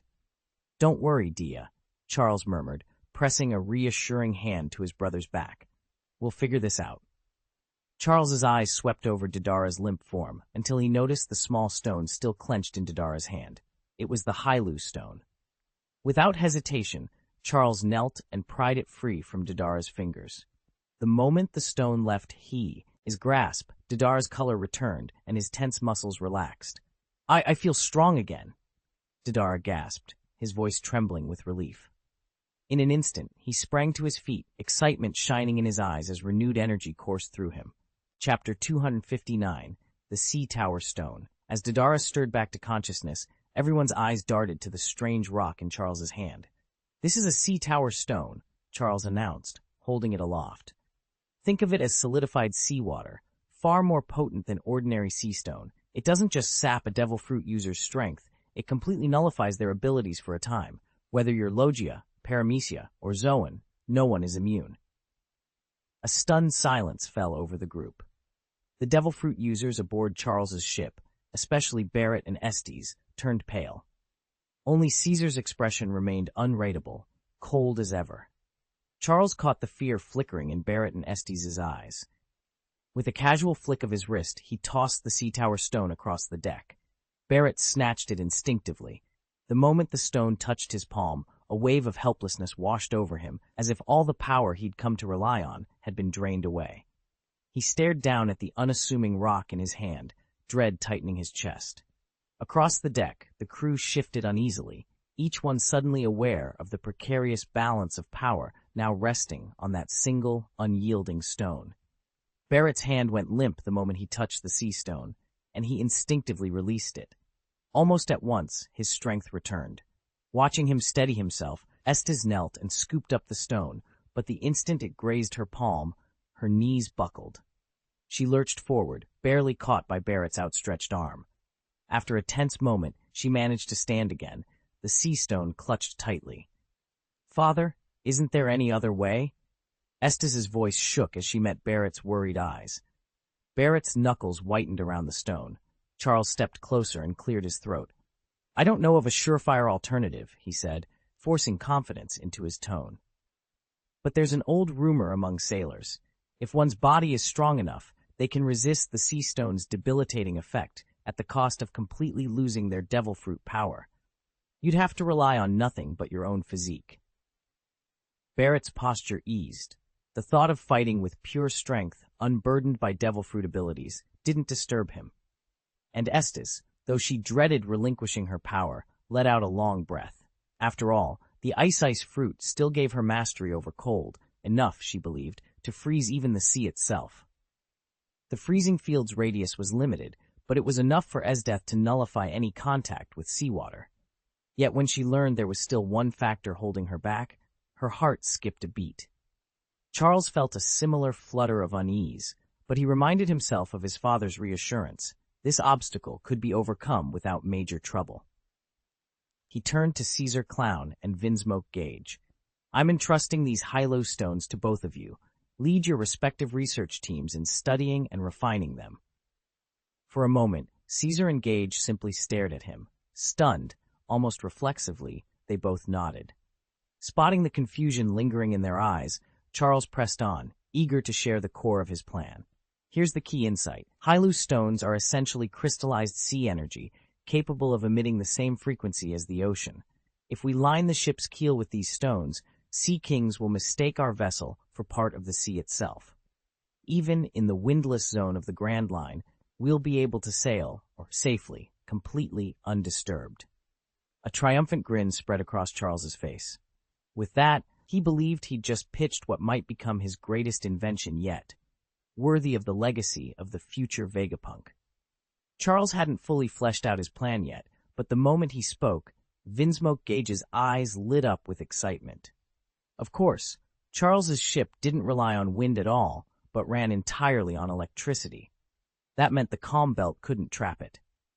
The only real danger there was the Sea Kings, and if the Neptunes couldn't sense an approaching vessel, they'd never have the chance to stop it. Gage's heart pounded. If this Theo, Rai held true, they'd shatter the barrier that's divided the world for centuries, and he'd go down in history. A fierce sense of purpose welled up inside him. "Mr. Charles," he declared, bowing deeply, "you have my word. I will make your vision a reality." At the edge of the workshop, Caesar Courant leaned against a railing, clearly uninterested. Still, it was Charles's command, and he wouldn't dare refuse. Charles caught his eye and offered a knowing nod. He understood Caesar's reluctance perfectly. Turning back to Gage, he added one more instruction. "Also, begin forging weapons from Seastone," Charles said. "Its hardness is unparalleled, and it can suppress even the most formidable devil fruit users. I want our arsenal ready as soon as possible."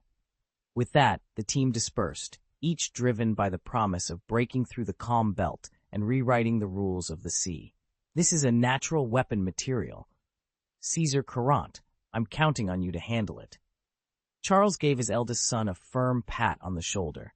"And while you're at it, forge me a pair of heavy-duty handcuffs." He swept his sharp gaze across the rest of his children. Even Barrett's heartbeat quickened under that look. Caesar, always attuned to his father's unspoken expectations, immediately understood.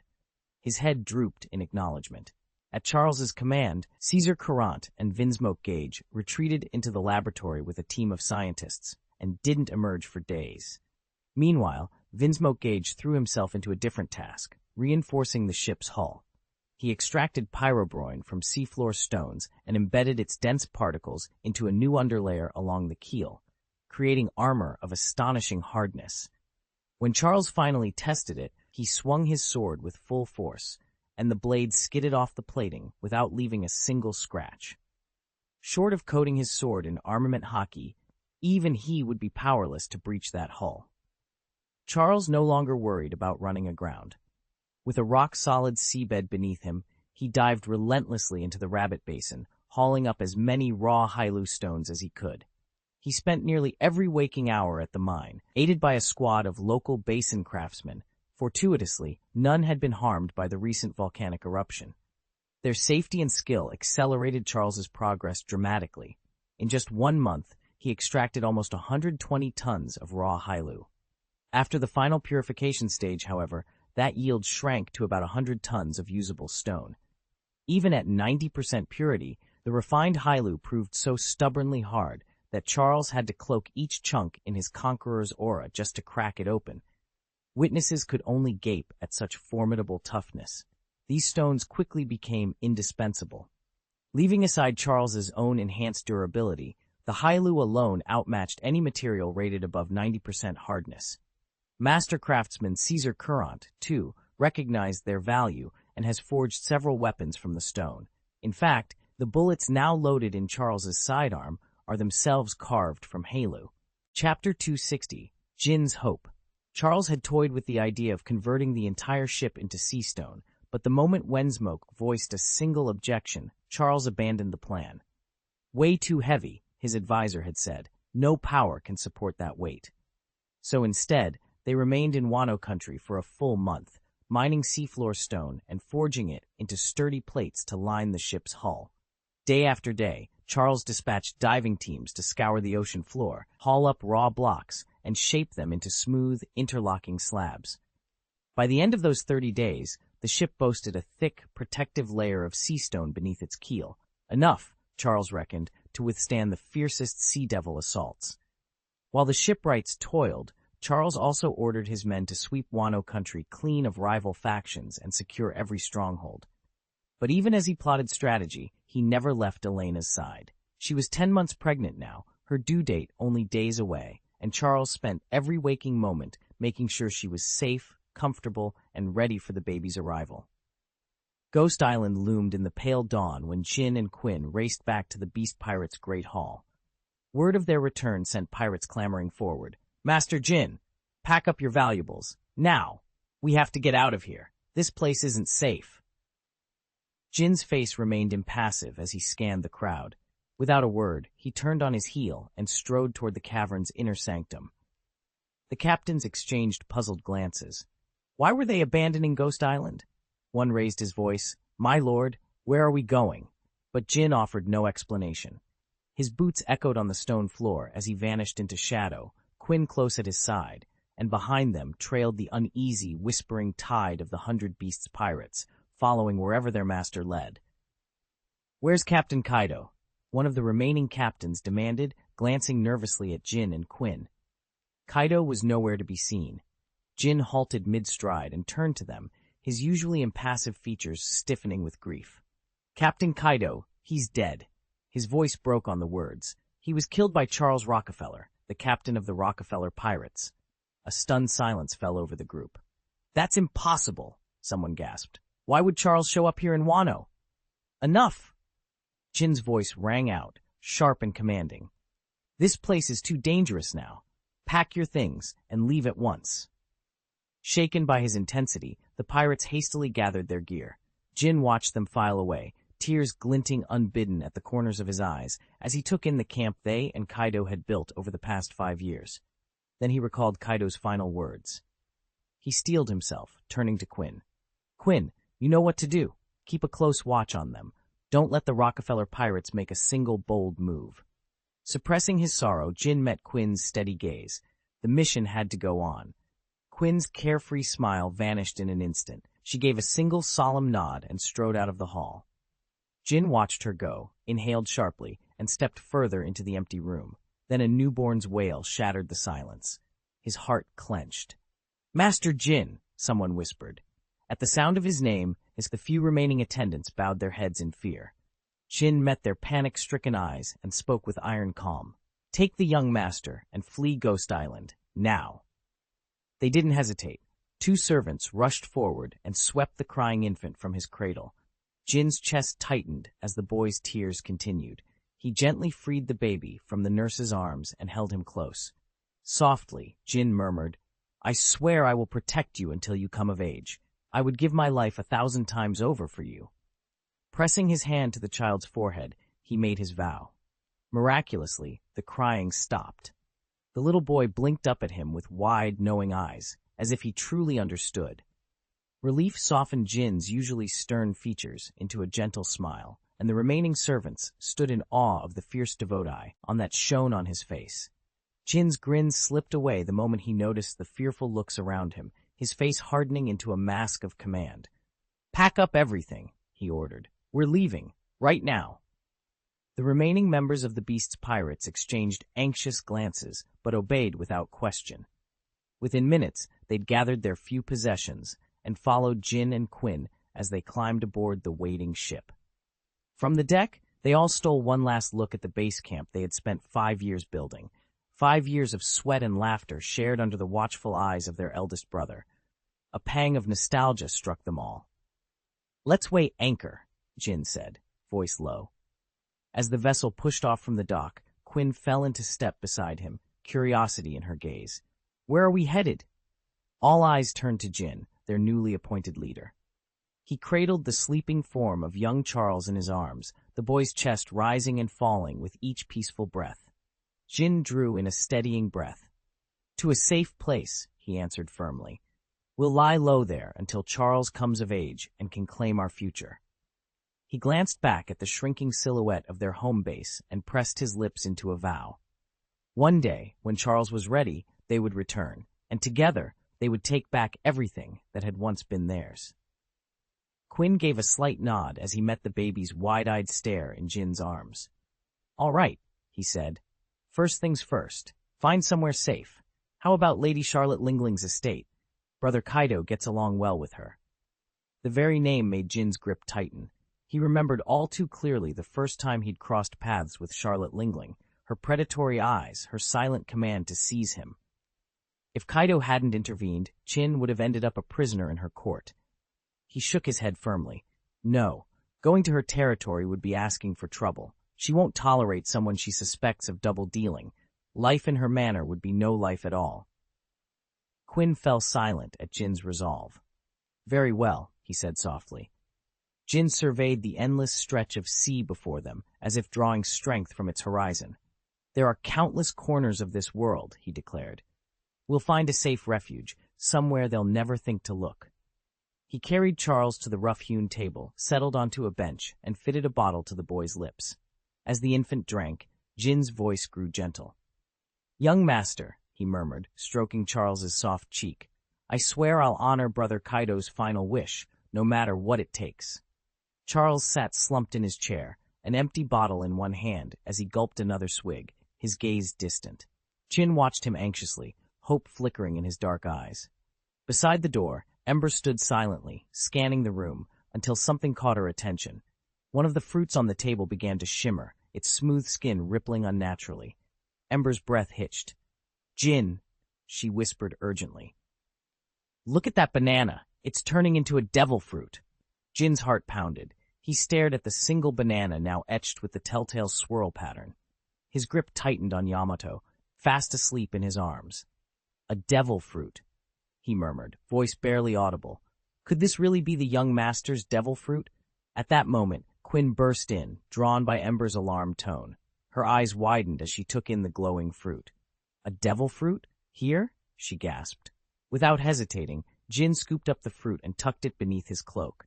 Such a treasure must be protected, and when Charles was mature enough to wield its power, Jin would present it to him. That night, their ship slipped away from Ghost Island under a veil of fog, the precious devil fruit hidden deep below decks. Before dawn the next day, Captain Barrett and his landing party, 5 master swordsmen, and over 200 disciplined troops, stormed ashore. They reached the port to find it deserted, overturned crates, broken barrels, and not a single soul in sight. Barrett frowned and barked out, "Tea in order." "Have they all evacuated?" a lieutenant saluted. "The docks are empty, sir. No sign of the young master or his attendants." Barrett's gaze hardened. Something was very wrong, and he would stop at nothing to uncover the truth behind Charles's sudden disappearance. "I'd be happy to help. Could you please share the full chapter text you'd like rewritten? Once I have the complete content, I'll produce a polished, idiomatic English version with your protagonist renamed to Charles."